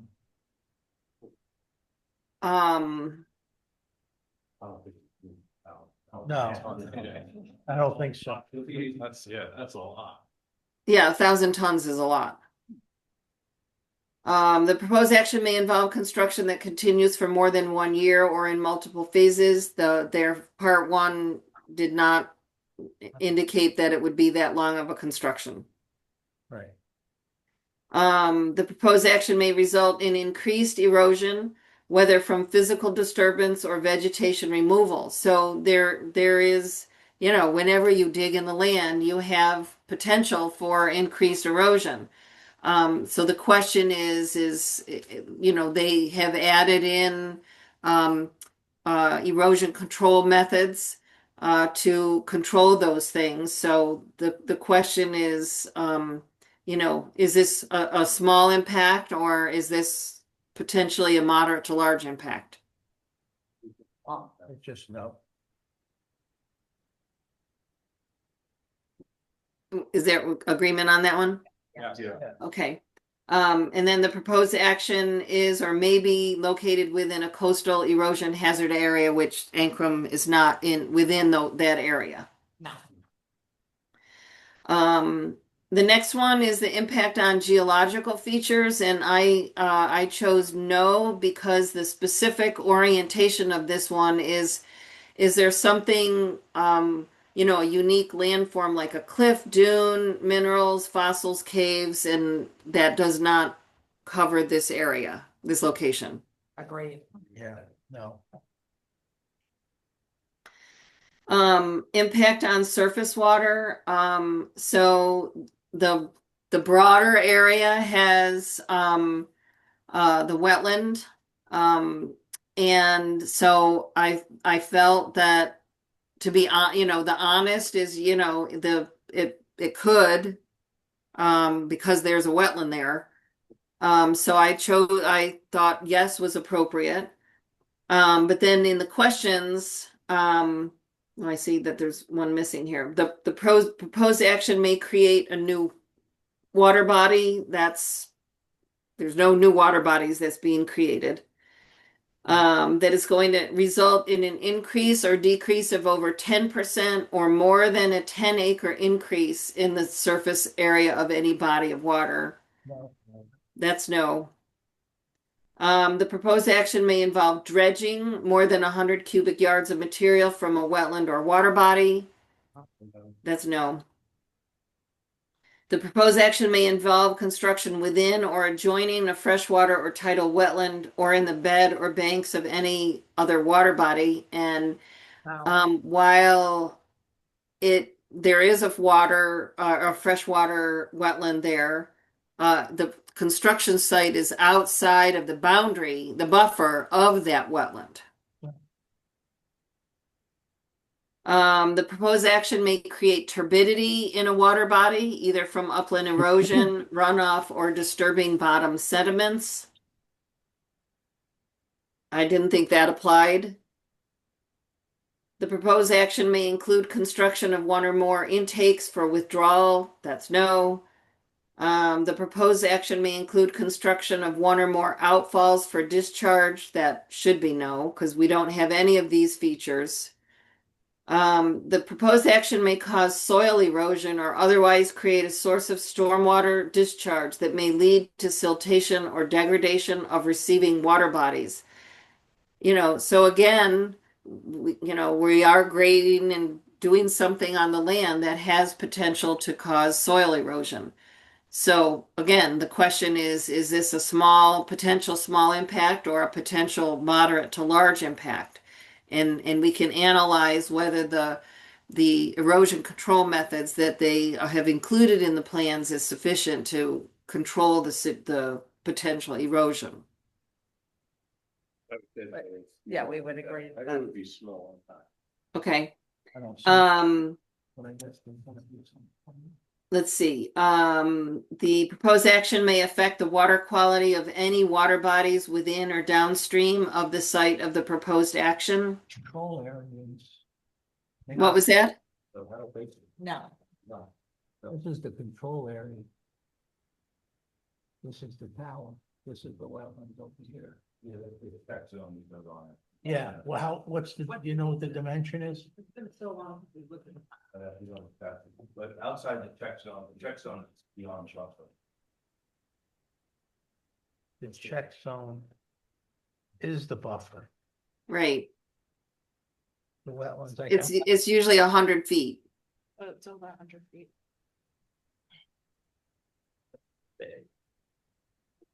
You should know how to do this, Colin. I just told you it's over 100 feet. Yeah. It's over 100 Yeah. feet. It's over Stop 100. looking at it. Oh, okay. No, but I mean, Doesn't know how to do that. Technically higher regulations. It's probably about 150, I'm gonna guess. Well, I'm gonna get your number and say. don't we have? I don't see. Don't we have the no. technology to do this on a project? You do, Of course. you do. Now, what do I use? Because it's 150 feet. This is, I don't believe it's written up exactly on the plan, but we can have that, if we add it on the next step. If an inch is 150 feet, either something's at a scale. Wow. Or it's 500 feet. Right? I mean, I see, yeah. yeah. We can have that verified on the next, I think after we're about it. Yeah, because by scale, your scale is 150, 1 inch equals 150, so it's 150, 300, 450, over 500 feet. It That's- is very far away. We make Yeah, sure that that's- we're outside of buffer area, but Okay. I can have the exact distance. Well, it just came up, so we're checking it. Absolutely. Okay. It'll probably be a small impact anyway. It's far enough away, so you leave it as well. Yeah. Do you want to perhaps uncheck that and then come back to it at a later date once we get that verification? Oh, wait, wrong one. I think that's the one, right? No, I think it was G, the one that was I don't think we need to uncheck it. I think we just want to verify the distance if it's not on Yeah. the map. Not planned right now. We can get that, but by being located outside of the buffer, we're technically outside of the area. Yeah. Yeah, you're not in the wetlands and you're not in the buffer according to your drawing. But we can get you that number, that's. Okay. And I don't see any erosion control, so But we did, she mentioned it earlier, we have silk fence and. I didn't see it going through here. yeah, there's still fences that are shown on the site plan, Okay, along with detail on how, how they're built, how they're installed. okay.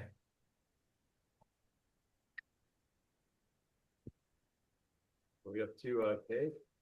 So, are you ready to move on? Yep, Okay. You're okay leaving it as no to small? Yeah. Yeah. Okay. Okay. The proposed action may involve the application of pesticides or herbicides in or around any water body. And I believe that I'd have to look it up, but I'm pretty sure I read that in the maintenance that there was not going to be any herbicides or pesticides used. That is correct. So, And then the proposed action may require the construction of new or expansion of existing wastewater treatment facilities. That's no, because that's not the type of facility here. Anything else that you want to add to impacts on surface water? nope. No. And just to confirm, because there were some that Nan kind of discussed and why it didn't work, but does the board all agree all of these check marks should be no to small impacts? Yeah, yeah, The next area is impact on groundwater, and I checked no. That's proposed action may result in new or additional use of groundwater or have potential to introduce contaminants to groundwater or an aquifer. there's no storm drainage and we're not drilling any wells, so. the only concern I have on this is there a diesel generator running now? There is a diesel generator. So do we have to consider the fuel tank? The fuel tank will have to be double walled by code. So- Yeah, no, I'm just saying, do we have to consider it, that's all. Yeah, the plans do call for kind of self-containment of the generator. Right, I mean, you can add that in here as an other impact if you want. It's probably 500 gallons or something. How is it concealed? I mean, you got the limestone to the generator, so. No, the tank is under the double generator. tank system, so it's a double, kind of, it's like they have a tank, and they have a bladder, and then they have another tank around it. So that if there's a leak in that, it goes within the tank. This is a diesel, it's a diesel generator. Correct. Yeah, and the generator usually sits on the tank.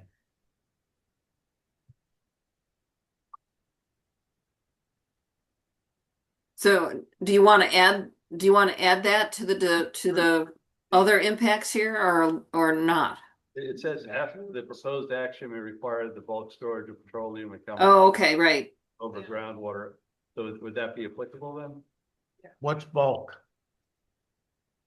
Yeah, usually bulk is like 1,100 gallons based on counting codes, tons, but, again, I think this is the bulk system. Yeah.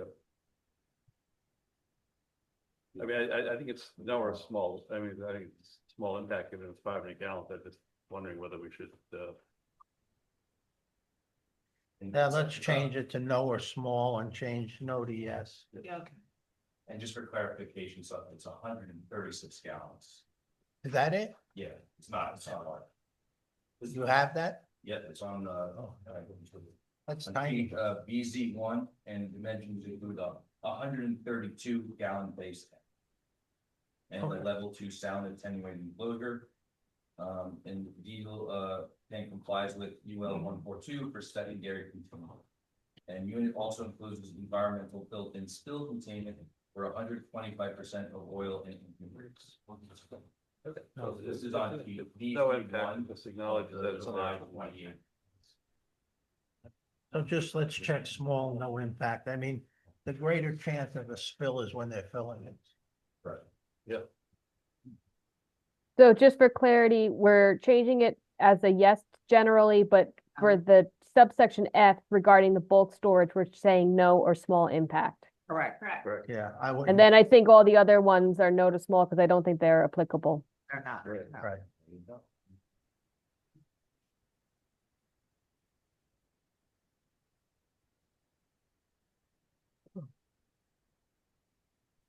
Impact on flooding, the proposed action may result in the development on land subject to flooding. That was not relevant here.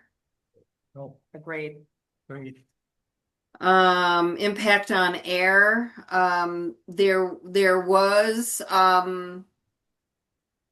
was something in the narrative and in, I believe, also in the part one about, when the diesel generator runs, it does have exhaust.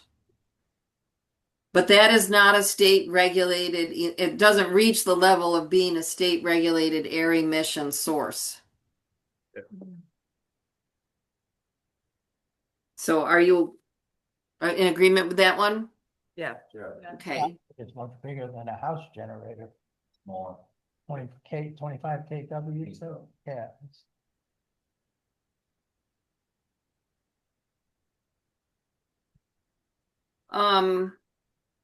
The next one, impact on plants and animals. This one is always a little difficult, because we don't have a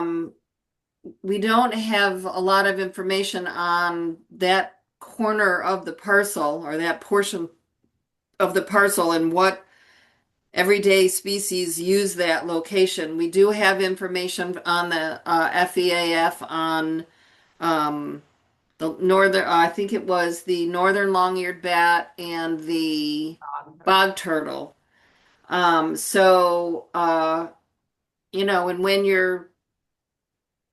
when you're disturbing an area, there are some plants and animals that are disturbed. So I recommended yes.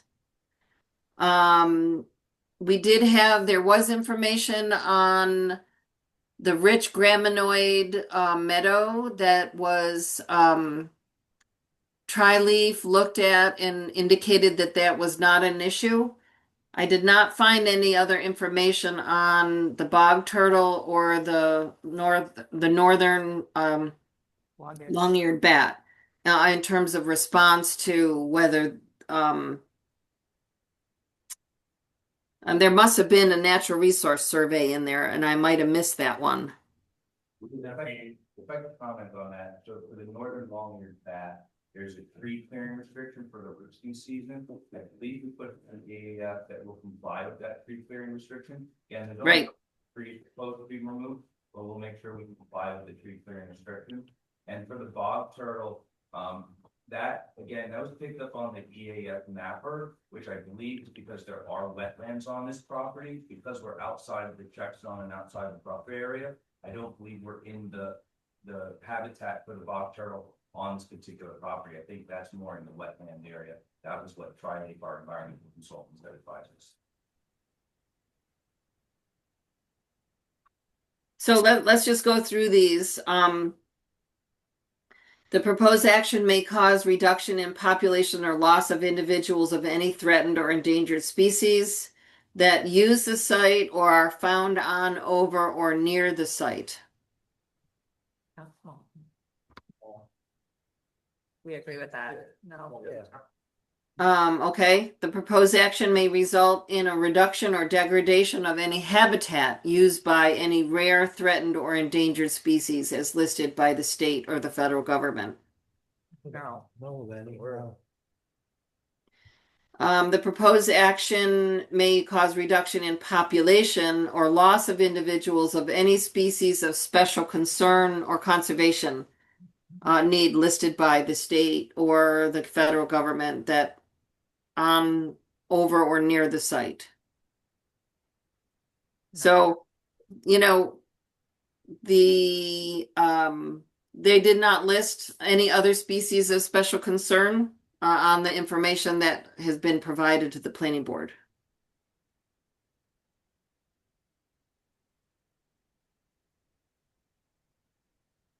Does anyone have any other thoughts on that? no,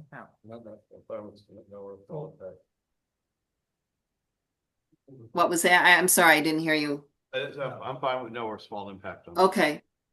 The next one is about national natural landmarks, which there are none of those in Ancrum, so that was a no. The proposed action may result in the removal of or ground disturbance in any portion of a designated significant natural community. The rich graminoid fin, I guess it was formerly called, like I said, that was evaluated, and so it's not, you know, we could list that here. Whether you discuss that or agree with that or not, I don't know. I agree. Yeah, there's nothing on the DAF map, but, Not in that specific area. So close to the. Yeah, the conclusion of that, the other evaluation of that was that was not a condition, not a concern for that location.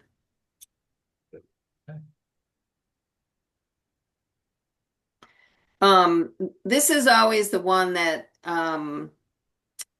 you know, it's harder to answer it because we don't have a lot of information. The proposed action may substantially interfere with nesting, breeding, foraging, or overwintering habitat for the predominant species that occupy or use the project site.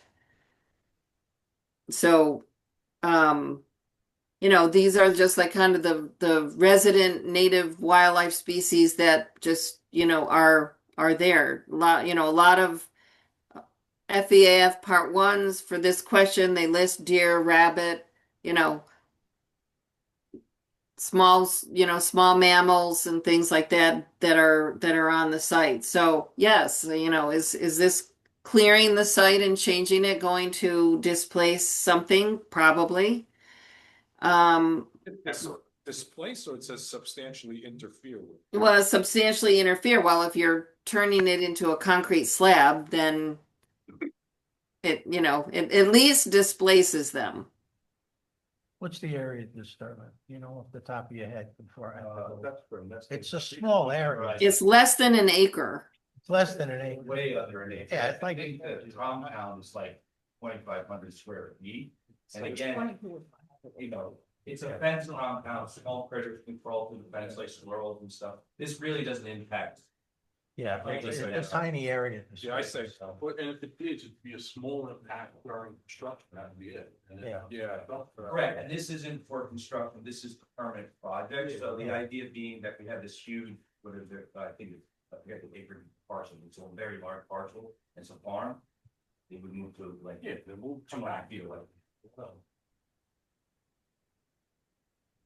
That makes sense. Yes. Yeah. And it's- The proposed action requires a conversion of more than 10 acres of forest and these other habitats, which is not the case. And again, another one about using herbicides or pesticides. No. Number 8 is the impact on agricultural resources. I don't think any of this land was farmed that we're utilizing. yeah, we're on a farm, but we're not on Right. active farming operation. Right, yeah. So I guess the question is there other agricultural operations going on the farm that will be impeded somehow by this facility? I would say no, I'm looking at, the map, it's just a, Do they farm in the wetlands, do you know? yeah. Yeah, okay. Nice. Yeah, it's right in the mid, yeah, I mean, the farm is right in Right, I know it's right there. tons of it, yeah, there's a lot of it. So I guess, is there still, this isn't blocking access to farm fields or for people to use the other land for farming? No, No, no, no. no, it's adjacent to the farm. Right, so that's why I looked at it as a no. Yeah. Yep. The next one is the one you might want to wait until you have further information because about your other alternatives, because this is the one about aesthetic resources. Right, okay, All right, number 9. so skipping. Yeah, number 9 is, we'll revisit that. Number 10 is no. 10 was no. 11 is impact on open space and recreation. No. That was, in my opinion, a no. The proposed action may result in loss of recreational opportunities or reduction of an open space resource as designated in any adopted municipal open space plan. No. 12, impact on critical environmental area. That's no, that there's no CEA there. Impact on transportation. The proposed action may result in a change to existing transportation systems. Did you agree that that's a no? Yeah. Okay. Impact on energy. It uses a little energy. Yeah. How much can it be used? And it's probably the same as what it costs. Yeah, because if you look at the sub questions, it asks about an existing substation, extension of transmission, 2,500 megawatts per year. Correct, no new infrastructure will be. Yeah, proposed action may heating or cooling more than 100,000 square feet, so no. No. So the next one, impact on noise, odor, and light. And again, being very conservative in terms of looking at it, the generator may make some noise. There might be some odors from the exhaust from the generator when it's on. So I thought that was a yes. But you may disagree. I think it's so minute. Yeah, I think it's a no. Generator will be on less than the guy driving his tractor. Yeah. Okay. We can change that. And to that point, we can schedule a cycling of the generator at any time of the work. So it'd be like a weekday. Middle of noon. Right. Yeah, exactly, but the time is impacted. Yeah. And that's gonna be a lift generator in the thing anyway. It's Yeah. just. The only it's gonna time be it's a really gonna run is if there's a generator. Yeah. Correct, we have sound attenuation. Yeah. Part of it, but we will also make sure to schedule it.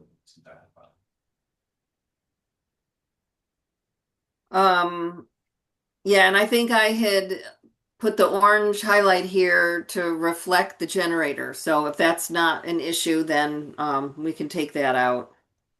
I think it's so minor. Yeah. How long, when is it scheduled for, per week? Usually it's once a week, and it's probably about a half hour. Yeah, 20 minutes, half hour. Yeah, so just this cycle. Right. Yeah. I'm sure the battery is in bed. Right. Exactly. Make sure we can use it.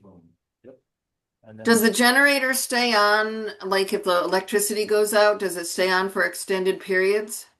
Correct, so the point of the generator is so that if there was a power failure that cut power to the site would still operate on the generator, so. The idea is that we would keep the generator running until power was restored. Because usually in a power failure, that's when people most rely on these types of communication devices. Okay. Nan, before we move on, I just have a question for the board. Is it okay if George Janes drops off? Do you need him for anything else for tonight? Yeah. Yeah, no. Yeah, I think we're done with him. Well, you're not done with him. No. But if you have any more questions, you can easily we can email him. But I just wanted to just ask if that's okay if he can. Notice that sooner. Yeah. Thank you. Okay, thank you. Thanks, George.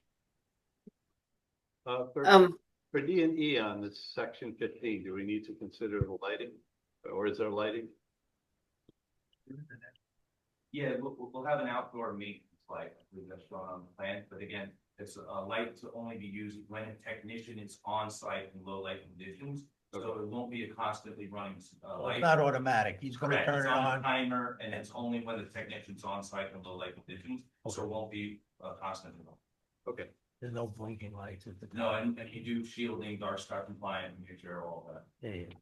Okay. Good. Okay, impact on human health. The proposed action may have an impact on human health from exposure to new or existing sources of contaminants. Not in my opinion.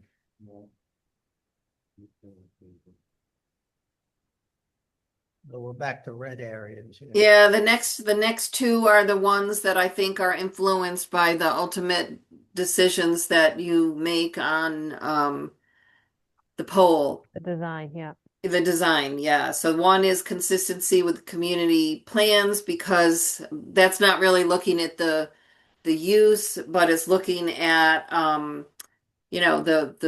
the direction of the plan in terms of preserving rural character and the scenic nature of the town. That's related to those last decisions, as is community character. So those, I think, I checked yes to both of those, but left all of these to be decided still. I would just ask that we look through 17, because I understand the comments on 18. 17 is supposed to be the plans for like a comprehensive plan or a zoning code. The fact that we're in an area that has especially permitted use, we're in an area that can comply with the community plan, and the county, that's one of the components on this, just issued a favorable recommendation and approval for this facility. So while I understand the comments regarding 18 and the surrounding character of the community, I think 17 is more focused to the code and the plans of the community. And I believe because we're in an area that permits the use, we actually do comply with all of them. I also don't think that the change in aesthetics affects this at all. Well, the town's comprehensive plan is strongly oriented towards, I mean, they're interrelated. The plan's goal is to preserve the character of the town. And so I don't know how you can divorce, these two are interrelated in Ancrum's case because of what the comprehensive plan is all about. It's not just about, I mean, it says the land use plan, not the land use zoning, the land use plan. And especially with a scenic overlay corridor, the Yeah. design may be an impact to be considered. Is the proposed action, land use components may be different from, or in sharp contrast to, on surrounding land use patterns. Yeah. So it's definitely in contrast to what the land was used before. Understood. We can go through it a different time. I'm just, in my understanding of how these are discussed, 17 is more reliant on like a comprehensive plan. And is this like in an area that requires a use variance? Is this some side out of something that the town had never anticipated this type of use in this area? If you look through the other questions in here, I think it speaks to more of like it's kind of how you develop a plan for a community. Not necessarily the character, which is specifically number 18. I'm not trying to avoid the question. I'm just thinking some of the comments that we had were more for 18 and 17 is more for like how you plan for a community, like they're talking about, would it cause an increase in the population? Would it be inconsistent with local land use plans or zoning regulations, is actually question 3. Right. So, again, you don't have to answer this question tonight, I'm fine with pushing it off to the next, maybe the additional information will help. But I just from an academic standpoint, view this a little bit differently than I just started. And if I may interject, being that we have at least 2 questions that will be answered at a later date, perhaps the board can just let this one percolate a little bit. So, I mean, I don't see a need to necessarily rush through question 17. Why don't you guys, the board, take a look at the question, look at the overall question, look at the sub questions, and be able to just let it sink in a little bit. I can say agree with that, Jim. So I think my point was maybe more academic than anything. Absolutely. Understood. We're not finishing tonight, so Absolutely, understood. it's another 8 questions. whatever. Yeah, so that the 17 and 18 are the final questions of part 2. Okay. Now, I think we'll put that aside. We've made headway with that. I think, Mr. Kenny and us have to talk about the shot clock. So, the shot clock was most recently extended until tomorrow. Again, our purpose is just to continue the extension. The reason we only extended tomorrow is because I knew we would discuss it tonight with a further extension being discussed tonight. The next meeting, the 2026 calendar scheduled, are we January 8th? That the next? Well, we're going to discuss that. I mean, I think that's the reasonable That's the next one after change. the first one. Yeah, the first is on Thursday, so that would be the first Thursday after the first. So we can extend it again to January 9th. And again, if there's discussions being continued, and I don't expect the board to make a final decision on the 8th. So I do anticipate, and I'm stating it here, on the 8th, we will again discuss a further extension of the job clock. How long do you know if them will be in the? Our goal is not to force a decision, but just to continue to extend it to allow you guys to. The 8th sounds good unless. I have we- my consultant working on the 8th. Oh, Well, if the room is occupied, we can't. That's fine. So I picked the 9th just because I assumed that was the next meeting date, but if we can discuss the next meeting date now, we can extend. We had to do it anyway, so. Right now, it looks great. Okay, so Should be okay. unless something comes up, the next meeting is January 8th. Okay. So that date is the end date of our time? Correct. So the way the federal law works is it says that there's a reasonable period of time that a town can review the application for this. It's 150 days. And so we did come back in early November of last year, done 3 applications, and we scheduled a balloon test. So we've gone through it and we paused it while we were reviewing heights, and then we continued to extend it. So that is federal law says that there's a mandated period, but the applicant has stated multiple times now, as long as the application is reasonably progressing, which it is, we will continue to extend the job clock. We're not trying to force it, but it's something we have to do. Yes, and just for the board's record, knowledge, it is, as Mr. Kenny says, it's 150 days. That is the presumption. But the main point is that the board is just moving at a reasonable pace. Okay, what happens if we can't meet on the 8th or 9th? Then the shot clock's already been scheduled.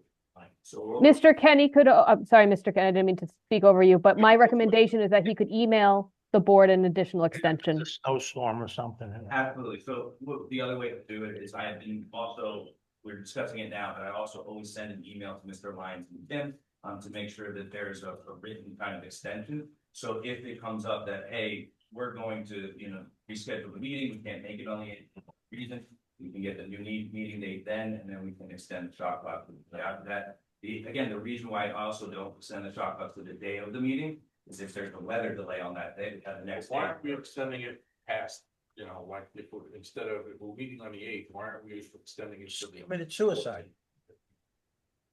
Why are we keeping it so tight? You can do the 14th and the 15th. I revised it. Again, the purpose is just that's the date that we would know that we're meeting on, and then again, the anticipation is that on the 8th, we're going to discuss a further extension. So I will know better how far out from the 8th we'll need that time. The 14th or 15th really doesn't make a difference to me. No, that's what I'm trying to figure out. Why is it so tight to the date? I mean, like you said, if we're meeting on the the 8th, we'll make it the 9th, if we meet on the 9th, we can make it, Monday, but. There's, particularly, there's no reason other than the fact that we're picking a date instead of picking it the day of when we have the meeting. I'm picking it as conservatively the next day. If you'd like me to be more conservative and do 3 more days. No, To really. me, it's just, it seems like we're extending it the day after the meeting, after each meeting. But why aren't we extending it a little in the future if we're not worried about it progressing? Why isn't some time scheduled? I think there's no real difference between the day after the meeting or 5 days after the meeting, if you're not gonna meet within that period. And we don't know the dates for the next meeting in February. And I don't know what'll occur at the meeting in January. So right now, everything's going well, but there is potential that something changes. You think so? I'm representing cell tower, so this is going as well as my life. I used to do gas station canopies. They were another love. But if you would like the additional 4 days of having grant that. I'm just letting you know that there really It is. just no seems reason other weird, than- it's like the day after. Yeah, there's no reason other than that I expect To to be. a timeline. He's got extended anyway, so. I know, Yeah. I'm just saying. All right, that's all. So, For right now, we've extended the shop up to January 9th. We expect to meet with you on January 8th. We did receive comments from both planner and individual expert. We'll have responses in our next meeting. Okay. Thanks so much. We'll be, All right. the new site, the sites without the stuff like that. Absolutely. So that's what we've already discussed before this meeting. We're having our consultant, Sarasota, go back out to the rail trail, take more. We'll have that by January. I believe so, yeah. They just have to actually go hike it. That's gonna be the long part. So the actual photo simulation process. Thank you. yeah, just, piece of correspondence that I want to mention was from the Columbia County Planning Board. Just so the audience is aware, and I guess the board is aware also, that upon recommendation of modifications or disapproval, the referring body shall not act contrary to such recommendations except by a vote of a majority plus 1. So what it's telling us, if we were to decide to deny this application, it's what's called a supermajority. So. Actually, Joe, can I interrupt you for Yeah, a if you second? could. I just want to explain it. Go ahead. If you can better explain it, be my guest. Well, actually, I did take a look at this a little bit closer. So typically, under the general municipal law, you refer this application out to Columbia County Planning Board, which you did, and you got a response. The supermajority that Joe was just about to explain, that's only if the county recommended a modification or a disapproval. It's not for if they recommend it's not for when they recommend approval. It's only for when it's for a modification or a disapproval. And in this case, the county recommended approval and they provided some of their reasons for recommending approval. So Right. in this case, a simple majority, either way, is fine. You do not need supermajority for this question. Not for disapproval, because that's the way it read to me. What that means is when the county has recommended disapproval and the planning board wants to approve it against the county's recommendation for disapproval, that's when the board would need a supermajority. But if the county is recommending approval, the board does not need a supermajority if they go against that recommendation. That was confusing and you've clarified it. Thank you. So, I mean, just the letter, I guess, is in the file. It's recommending approval and it's made a bunch of comments. So just for the record. So, well, we're gonna get to that. Tim? Yes. We're gonna get new information. It's 9 o'clock. Is it required that we open the public hearing at this point?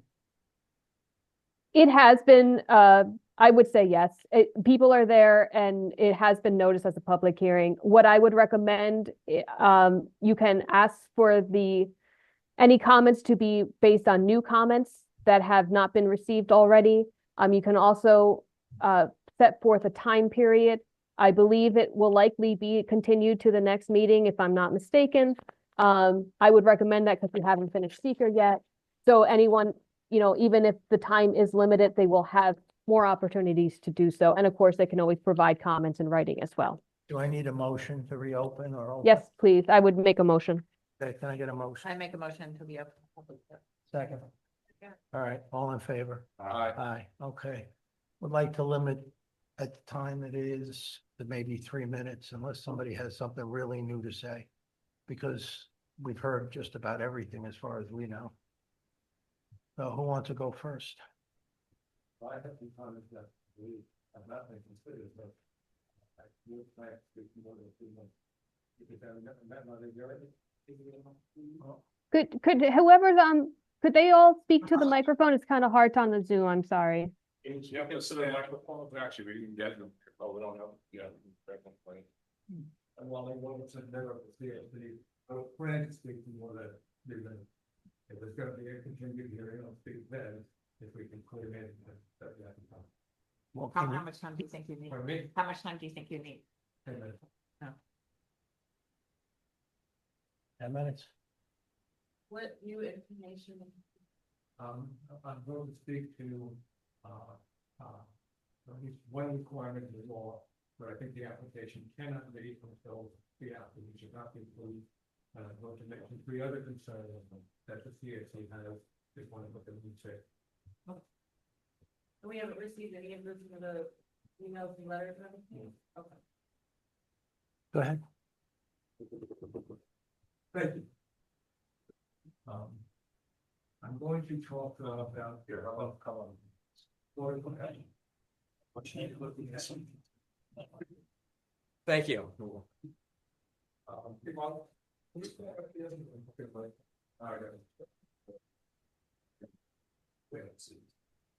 I just wanted to pass these over, sure, sorry. Thank you.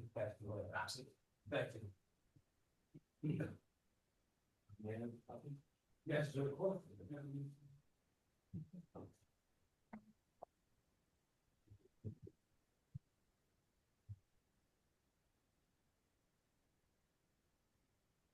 And there are 2 more. These different? Yes. These are photographs from Saratoga, Philadelphia. Okay. We have it. Oh, okay, this is. Yes.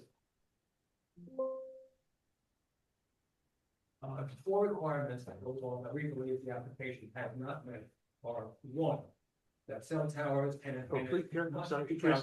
David, this is the microphone. Thank you. Within reason. There are 4 requirements that I think the application has not met. 1, that cell towers and antennas must be camouflaged to blend into the surrounding natural environment. That's in the scenic corridor law. 2, that the applicant must prove it has done a thorough review of alternatives to the proposed tower. 3, that the applicant must prove the minimum height necessary to meet the coverage gap that they claim. And 4, that the applicant must prove the existence of a need for coverage. I'm not going to mention the citations that I talked about tonight, but I'm going to put them in writing in a letter to the board that we would have with them. Preliminarily, I want to point out that the telecommunications law expressly states that the planning board must not approve an application, unless all requirements of the law have been met. That means that if one requirement has not been met, even if other requirements, all other requirements have been met, you should not approve the application. The telecommunications law also places the burden of proof on the applicant, not on the opponents. To us, that means that the burden is on the applicants to put evidence before you on each issue that reasonable persons would find reliable and persuasive. And it also means that if you find that the reliable and persuasive evidence on each side of an issue is in balance, then you should find that the applicant has not met its burden of proof. The scenic corridor law requires that cell towers and antennas, quote, shall be camouflaged to blend into the surrounding natural environment, unquote. The word shall emphasizes the mandatory nature of this requirement. Also, the statutory requirement is not that the tower and antennas shall be camouflaged to blend into the natural environment as best as possible, or as best as practicable. Rather, the statute has no exception. No discretion is allowed. The statute's omission to use phrases here, such as to the extent practicable or to the extent possible, is conspicuous and is significant. Those phrases are commonly used elsewhere in the town's zoning law when total compliance with a requirement is not felt necessary, and only a good faith effort at compliance is required. That's not the case here. The proposed tower is in a field east of Route 22, about 1,200 feet north of the intersection with Catalano Road. The surrounding environment, northeast and southeast of the site, is composed primarily of fields that are green most of the year. And the ridge west of Route 22 is forested with both evergreen trees and deciduous trees. So that there's green all year long to some extent, and then there's green in the spring, summer, and fall when the traffic on the road is at its height. It's impossible to camouflage, that is, to conceal or disguise a 10-story tower with boxy antennas at the top at this particular location, by ground paint or otherwise. No matter how painted, it looks like what it is, a 10-story tower with boxes sticking out on top. Even the visual impact assessment submitted by Homeland demonstrates this point. For example, I'm calling your attention to the photo number 8 in Appendix B of Homeland's contractor Saratoga Associates Visual Resource Assessment. That photo, which I hope you're looking at right now, the first photo, slightly cropped, shows that what seems to be the 150-foot balloon is at least 3 times the height of the farm silo currently standing near the proposed site. The 100-foot balloon, if you could see it, would be 2/3 the height of the 150-foot balloon, which is about twice the height of the silo. From that photo, we can conclude that wherever you can see the silo, wherever the silo is visible, you would see the tower. Moreover, since the tower will be at least twice the height of the silo, the proposed tower will be visible from places where the silo cannot be seen. Photo number 18, the next photo in Saratoga's Appendix B, is taken from Route 22. It's also slightly cropped so that the 100-foot balloon can be seen. And that shows the balloon in the blue sky over the silo. Can you imagine a cell tower with 1 to 4 boxy antennas on top at this location? You don't have to imagine it too strenuously, because there's a set of 2 photos, numbered 17 in Appendix C of Saratoga's edition, which shows simulated depictions of the tower with 1 to 4 antennas. These simulated images, cropped to center the silo, further demonstrate that given the tower's height and the 1 or more bulky boxy antenna structures at the top, at the site proposed for the tower, it cannot be camouflaged to blend into the surrounding natural environment.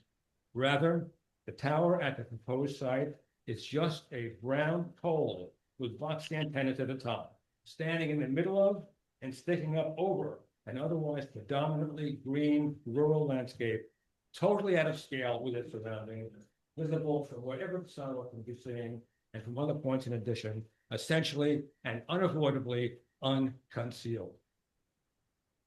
Since the proposed 10-story tower at the proposed site cannot be camouflaged to blend into the surrounding natural environment, the current application cannot meet this requirement of our scenic corridor law. For this reason alone, the board should not approve this application. If Homeland wants to build a tower in our scenic corridor to comply with our local laws drafted to protect that corridor, Homeland needs to find a site, for example, in a wooded area higher than the current site, where a tower can be shorter and perhaps capable of being camouflaged to blend into the surrounding woods, or find a tower outside the scenic corridor. Or for sure, other means could be considered for providing the coverage Homeland plans is needed. Although we can't expect Homeland to suggest alternatives because Homeland's in the business of building towers, not alternatives. The unqualified requirement of our scenic corridor law that any cell tower in the corridor must be camouflaged to blend into the surrounding natural environment is a perfectly rational approach to meeting the town's goal in creating the scenic corridor overlay zone, preserving the rural, aesthetic, and economic values of the environment in the corridor. We therefore respectfully urge you not to treat this requirement lightly. Rather, we're suggesting you should strictly enforce it. It advances a legitimate and important town interest that you should strive to protect, as required by our laws. I have the citations in a letter, which I'm going to hand to you, which also cover the other three. This beside. Oh, it's not that as a PDF or what you send us to? I will send, I'll email it to you. I'm just gonna pass out copies so that you can, in case it doesn't get printed out, you'll each have a copy. But this will be uploaded to the. Yes, well, when I have a copy for you, I will send that. Pam, are you still there? Yes. You have any comments? I don't have any comments. I'd like to see the report when it's uploaded or emailed. I'll copy you when I put it in mail. I'll do that tomorrow. I think John Lyons is here. I think he has a comment. If someone could unmute him. Oh, anyone you? I have John Lyons' email address and I'll copy them. Will that work? Oh, I think he just, Can you hear me? yeah, yes, we can hear you. I just want to, I was having difficulty hearing when the speaker was first getting up. If that person hasn't put their name on the record, I would ask that be done. And whether they're speaking for themselves individually or on behalf of an organization, that should be specified as well. Sure. My name is Wally Williamson. I'm a member of the Conservation Advisory Council. I'm speaking on behalf of the Conservation Advisory Council, and my comments were approved by the council. Thank you. Does everybody have a copy of the letter? Okay. Do you want these back? You can come. For the record, I have copies of the letter as well. Okay. Please identify yourself on the record. Andrew Oberhollenser, speaking on behalf of my. Before I speak, just a quick point, because co-location is brought up. I think it's a very good point that it is true that there is no other carrier that would be co-locating at this location. Try and find one, there is none. Before it was mentioned, there's a potential that AT&T needs this in 15 years. I don't think we're building this for a potential that AT&T might need in 15 years. There is no other carrier who will co-locate on this tower. I just wanted to mention that because it was brought up, and I think it's an important consideration for the height of the tower. I did also want to very quickly bring up the satellite pen, because there were some comments on satellite in the Cityscape report, and it's very clear that Cityscape does not understand satellite and does not understand this technology. They quote Elon Musk from 2023 in that report, which is absurd, crazy, misleading. I don't even know what else to say about it. Elon Musk, as you know, has invested $22 billion in creating the satellite market. And he is going after this strong as the best entrepreneur in the world to do so. It's a market, the direct-to-device market has been completely transformed. Tests are happening today with unmodified phones, even though only 1/10 of the capacity that will exist is functional at the moment. Something that says we can't have it. Satellite is being used in the Scenic Valley. T-Mobile is already offering 911 text to anyone with any type of phone, even Verizon customers. AST Space Mobile said that it would provide Verizon with direct-to-cell service when needed for Verizon customers starting in 2026. The CEO of AST has said that through our definitive commercial agreement with Verizon, we are working to deliver space-based cellular broadband coverage from space across the continental US. And last week, Verizon presented to the FCC, and I have printed the first page of that presentation. And I quote, they say that Verizon plans to drive US leadership in space with a new supplemental coverage from space and close coverage gaps. They are focused on consumers in areas that are not covered by terrestrial networks to be connected using their existing devices via satellite-based communications. And they conclude that the commission should reject misguided concerns about satellite. The reality is that satellite took a leap forward in 2025, while Cityscape is stuck in 2023, and about to take another massive leap forward in 2026 and 27.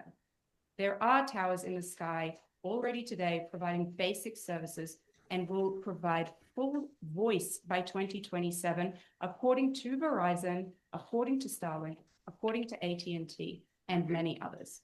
Verizon knows satellite cannot be ignored, and the board can also not ignore satellite, especially as you consider this intrusive action.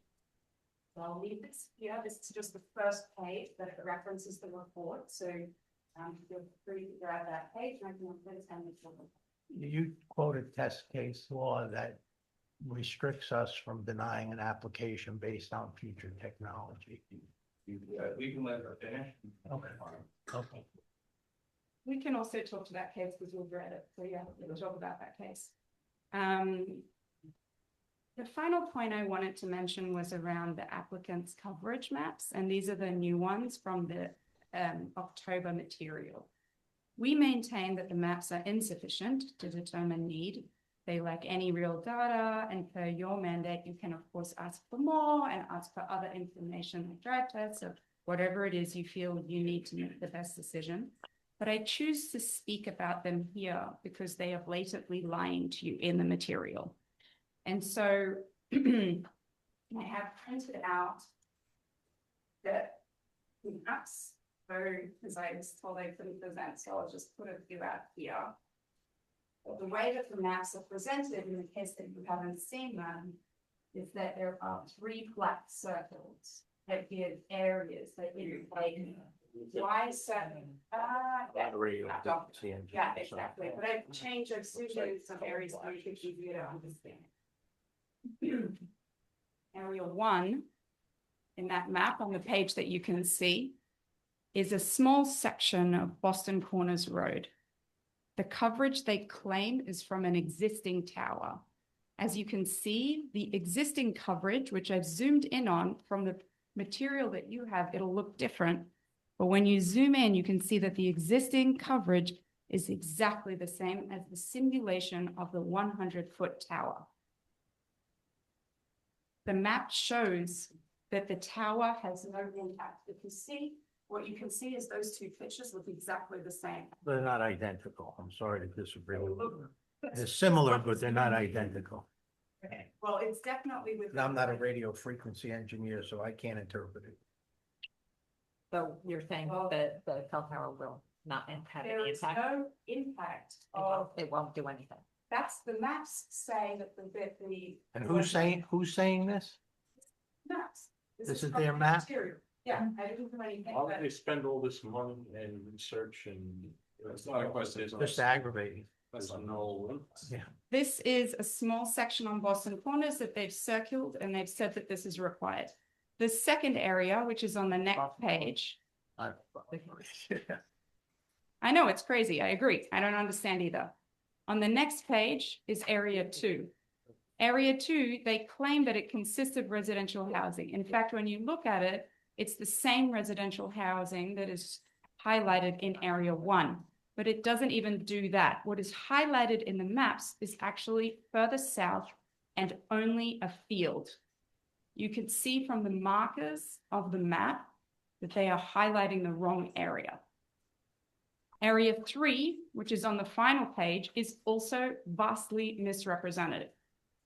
They claim the area to be large. You can see it stretches all the way along Rudd Pond Road, but it's only a small fraction of that size, and it's not even in Ankrum. None of these reference points are valid, and they are using these to tell you that 100 feet is needed. The applicant does not show minimum height required, minimum height, which is required by law. And it is also trying to, I don't know, do what, but it's definitely misleading with how they have set up these maps. And if we're actually talking about what coverage looks like along Route 22, then let's focus on that, because a much smaller tower would be needed to achieve that. Right now, we're looking at people talking about a 100-foot tower with no reason for it being 100 feet, and it potentially becoming 120 feet based on what was said earlier. And for that, we're going to ruin our scenic corridor.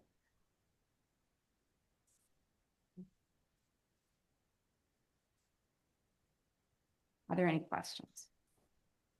Cityscape, are you still there? Sandra Oberholenzer. Thank you, and I can answer other questions you may have also on how I pulled this together. I'm happy to. And Cityscape is Elizabeth Smith is on. Elizabeth, can you? She needs, yeah, perfect. Hi. I don't see what she's looking at, so it's really hard for us to make an opinion on that. But in studying the radio frequency maps, you know, we did make an opinion on that. We did, you know, our interpretation and our conclusion is that they did prove the height. They did lower the height, and they did show those maps. I'm happy to take a look at it. If you want to send us that via email, we'll take a look at it and we'll zoom in and see what we can glean from what she's saying. But it's hard for me to say without actually seeing it. Were these in a recent submission, or are these? So yeah, if you, again, what was requested of us, which is included in the October 30th submission, was twofold. One, which is, I think is being a little bit conflated here. One was, was a minimum height analysis where we showed the change in height from RAD center of 95 center line to 75 center line, and the loss in coverage in areas that would have a lesser quality service. But also there's a specific request, would this tower extend to the Boston Corners neighborhood? So there's multiple maps in here. One, which for the Boston Corners neighborhood is an overlay of just the coverage from the facility, which does extend based on my RF engineers into the areas that are known as the Boston Corners neighborhood. But this board does have its own wireless consultant. We did hear earlier that the October 30th submission may not have been provided to them. So we're not making a decision tonight. I do welcome Cityscape to review the October 30th coverage maps. But again, I think, you know, the question about the height of the facility and the need was already kind of answered in Cityscape's prior report. This was kind of more of a look into a particular question about where the coverage from this facility would extend to. We do agree that Boston Corners does have coverage from existing services, but there will be an increased amount of service from this tower, which is what we show in those reports. And we'll take a look at that, and I will have our engineers dig into those maps. And then also, if I can just comment on that, when you do look at it, keep in mind that there are different height elevations in Boston Corners, and the area that they're showing with existing coverage is the higher area. The area where the majority of residents are located is the lower area. Will do. And then, and just quick, my October 30th submission also discussed satellite services. That's right. We did state, you know, there is a case law out there that says that preference for alternate technologies such as DAS, that's a preempted topic. However, we didn't just stop the discussion there. I went on to Starlink's own websites, and I went on to T-Mobile's own websites, and they have disclaimers on there about the service. They do tell you that there's going to be service dropouts and timeouts based on weather. So weather can severely impact. I think satellite televisions have been around for a while. People know that weather interrupts that type of service. Look, I understand, I didn't speak during your comments, but this is from, again, this isn't my statement. This is Starlink's own website, T-Mobile's own websites. They tell the public that there will be dropouts and time limits from weather for their services. And it's also important to make, as you cannot make a phone call today, a traditional phone call on the services. You have to use a call through apps like WhatsApp. And it's important to point out that not everybody has WhatsApp, particularly emergency service providers. So what you have to do for an emergency call is the only way to make a 911 phone call right now with satellite services is a text to 911 services using Apple iMessage or Google Message. And a text to 911 is not always practical in an emergency situation. So it, from many standpoints, it is a better service. And from the statement that was made earlier about Verizon's own advertisements, the word supplemental is very important. Satellite service is not going to replace the terrestrial cell towers. It is to supplement. It is not going to replace. And I'd like to that too, since we did bring up the Elon Musk. Just December 1st, he came out with a statement how this is supplementing the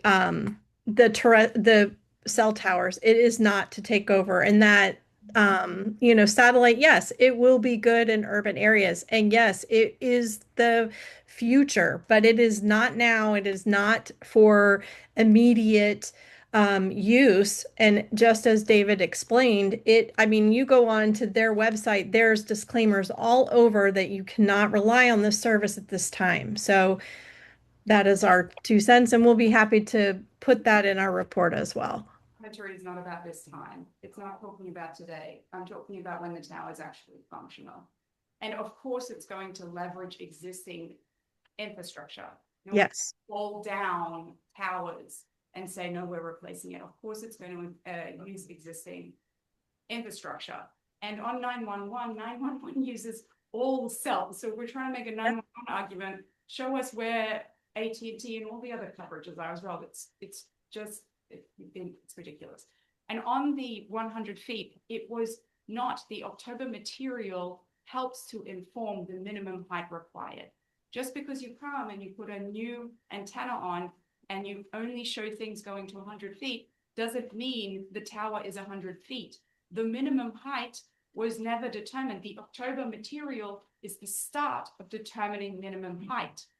If we care about coverage where those black dots are, then that report matters. If we care about coverage to Route 22 on minimum height, then that report matters. The prior report, when the antenna was changed out, only looks at 100 feet it only looks down to a minimum height of 100 feet. It doesn't look at minimum height required to give service. So no, it was not determined that it was 100 feet. I know he's going to rebut me again, but I'm telling you, this is about minimum height required. And right now, we have no information to even determine minimum height required. I know you want me to stop. I spoke my 3 minutes. Well, he says, I'm sorry, thank you very much. I appreciate it. We'll have more meetings, I'm sure you can speak. Yeah. But my only comment is, if the concern is that in the future, satellites may make this tower obsolete, the code has a mechanism for that. So we do have a removal bond requirement. So we have proposed a cost estimate to remove the facility, and we will put a bond in place as required by the code, so that if this cell tower does become obsolete and it's replaced by a newer technology where we're no longer using the cell tower, then it will have to be removed. That's in the code. So there is protections in the code that if a future technology makes this tower obsolete, that's already accounted for in the zoning code. And my statement regarding minimum height is just that the wireless consultant in his report stated that there are reasons for this height and made a determination that this height was a minimum height. We provided more information on that, and more information is going to be reviewed. So I also want to make a comment about that as well. So when we review for minimum height, when you're considering what minimum height is, you have to consider what the coverage objectives are of the provider. It's not, we can't determine, and the board can't determine what the business decision of the providers.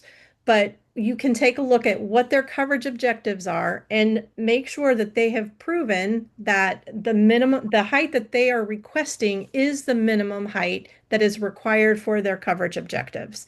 And that is what we're doing, looking at those maps. And we, like I said, we will dig into the second set of maps and we will go ahead and we'll do a better job of explaining it in how we look at it and how we review it, and we'll break it down so that it's easier to understand and you know step 1, 2, 3, and this is what we've looked at, and this is why we have come to this determination.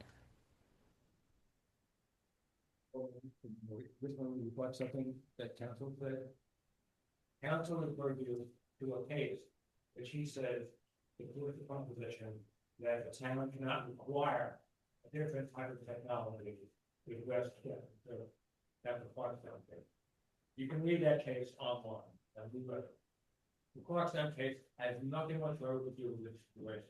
The Clarkstown case was addressing a situation in Clarkstown where Clarkstown had enacted a town law specifically preferring alternate technologies such as microcells or distributed antenna systems in all applications for the construction of wireless facilities within the tent. The court expressly distinguished Clarkstown from the court's contracting decision, holding that, quote, in individual permit cases involving specific application to build specific facilities on specific sites, unquote, where, quote, particular aesthetic concerns over particular sites were at stake, unquote. Quote, a local government could reject an application for approval of the construction of a wireless service facility on the ground that less intrusive means for providing service could be utilized. I'm sure you're going to rely on council for interpretation of that case. I'm calling that's significant in the case, and the way the court distinguished it from the case, the kind of case that we had before us here. They just have. Can the rest of us speak? Absolutely, but it's just on his part. He's gotta let him respond to It's a one sentence thing. It's just the quote from the case that he just made. It's not the full case. The other statement from the court, which is what we quoted and what we rely on. And again, we haven't stated only this statement that is the technology preference is preempted. We provided additional reasons why satellite was an inferior service, and we discussed the removal bond to account for that. But also, this is the important, the provisions setting forth a preference for alternate technologies are also preempted because they interfere with the federal government's regulation of technical and operational aspects of wireless telecommunications technology, a field that is occupied by federal law. So in addition to the statements about that particular law, the court said the federal government wholly occupies technology preferences. So that is why it's a preempted topic. But the town here is not preferring satellite technology. It's an alternative means just like any other alternative means. It's not preferred in town legislation. That was the issue with Clarkstown. Well, what's in front of us is a physical cell tower. We have to approve it or deny it. The satellite service is not in front of us, nor can we approve it or deny it, because it's not something we can do. So, next. Carol Balchetti, Boston. Yes. You all received the email from me, and I have a lot to say about this every day, but I need to request a specific clarification from Mr. Kenny and from you to understand. Boston Corner Hamlet, local law number 1 of 2011, refers to Boston Corner Hamlet, which is very specific and very tiny, and as Tom has said, has highs. He's on the very highest, I'm on high, but we have everybody else down low, and as far as I know, they have no service. So when Mr. Kenny says Boston Corner neighborhood, I don't know what that is. It's not Boston Corner Hamlet, and I request that when he speaks in the future, he says Boston Corner neighborhood, and that includes 30%, 20%, 40%, Boston Corner Hamlet. I want to know what part of Boston Corner Hamlet is in that Boston Corner.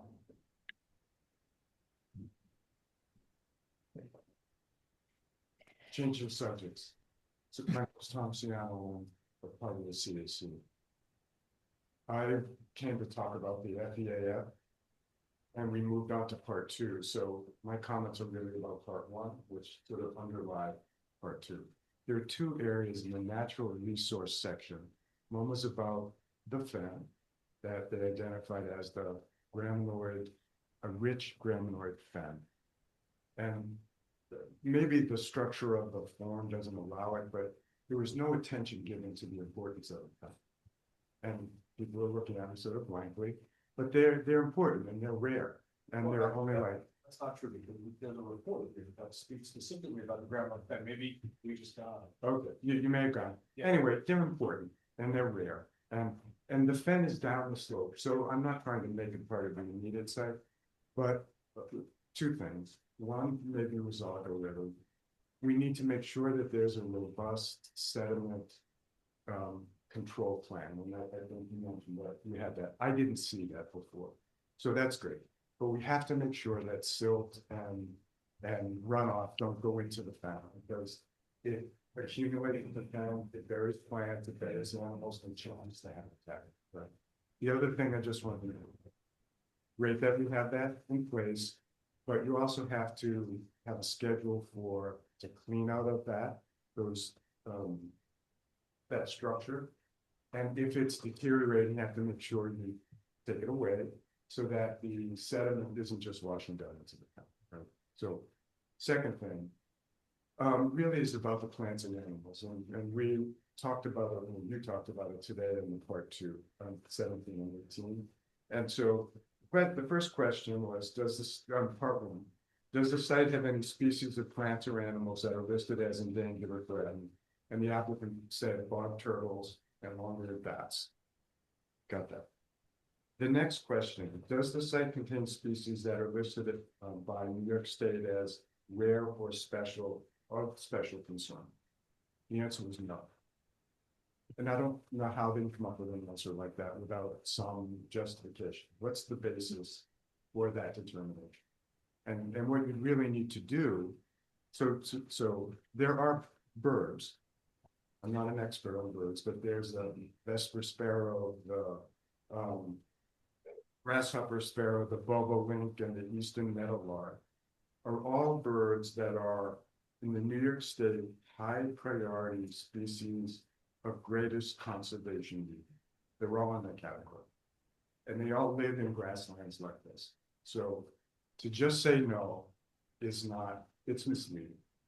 So what you really need to do, and maybe there are reports out there, you need to do a survey of that site to identify if these birds are being affected or other animals are being affected. So I just want to make the point, on what basis do you say no to the question of, there aren't rare and sort of endangered animals? That's all it really wants to say. No, also specified minimal impact or major impact. So if you put yes, it was a major impact, or no, it was a minimal impact. He's asking about part one, yeah, not part two. Yeah. And I was sitting watching, and you were saying collectively, no, it's no or little. And I would say, how do you know that? How does anyone here know that?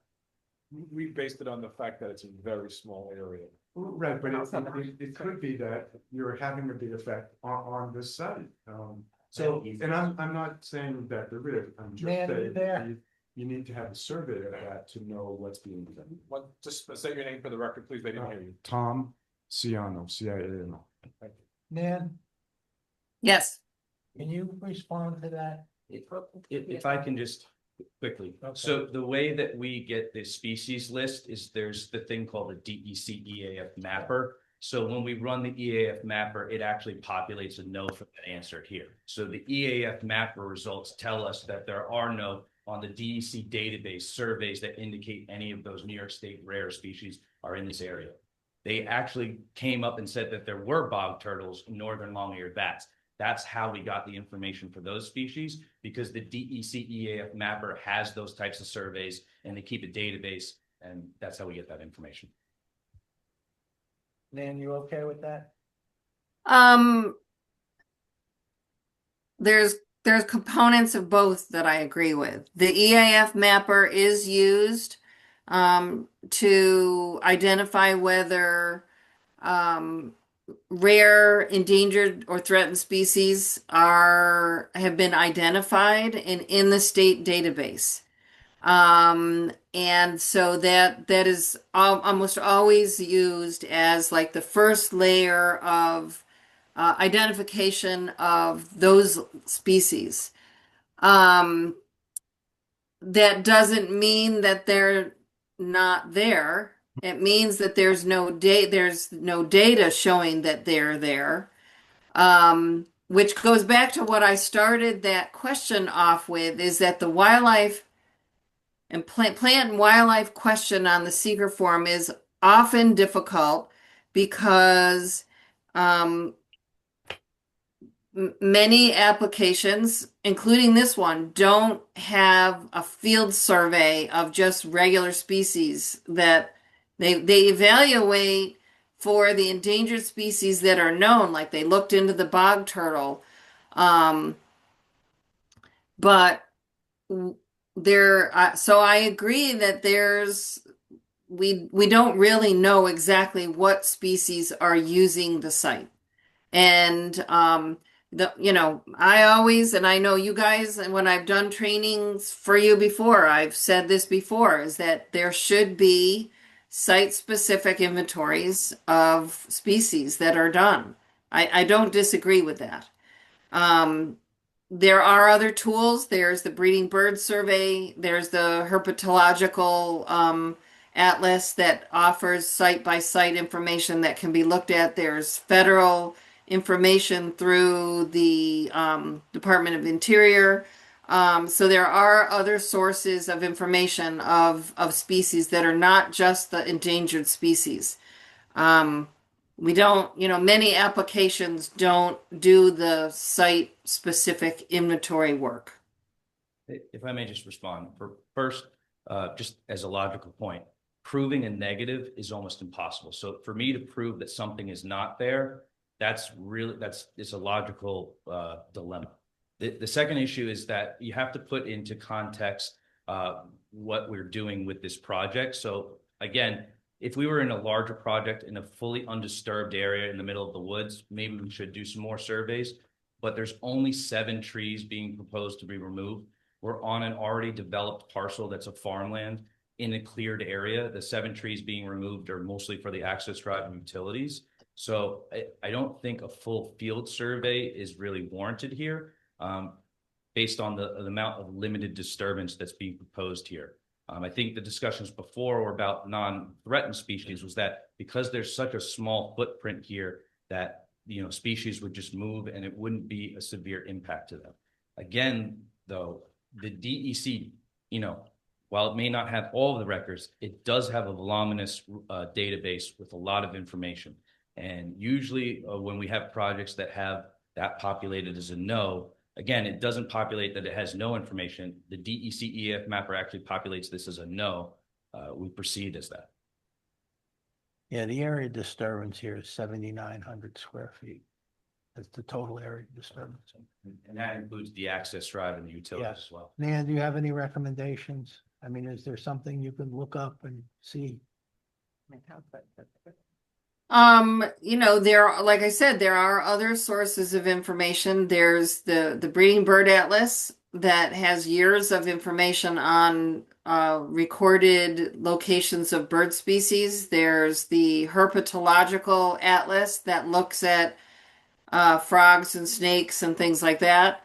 I don't know what is recorded for that specific site. Those are available on DEC's website that can be looked at.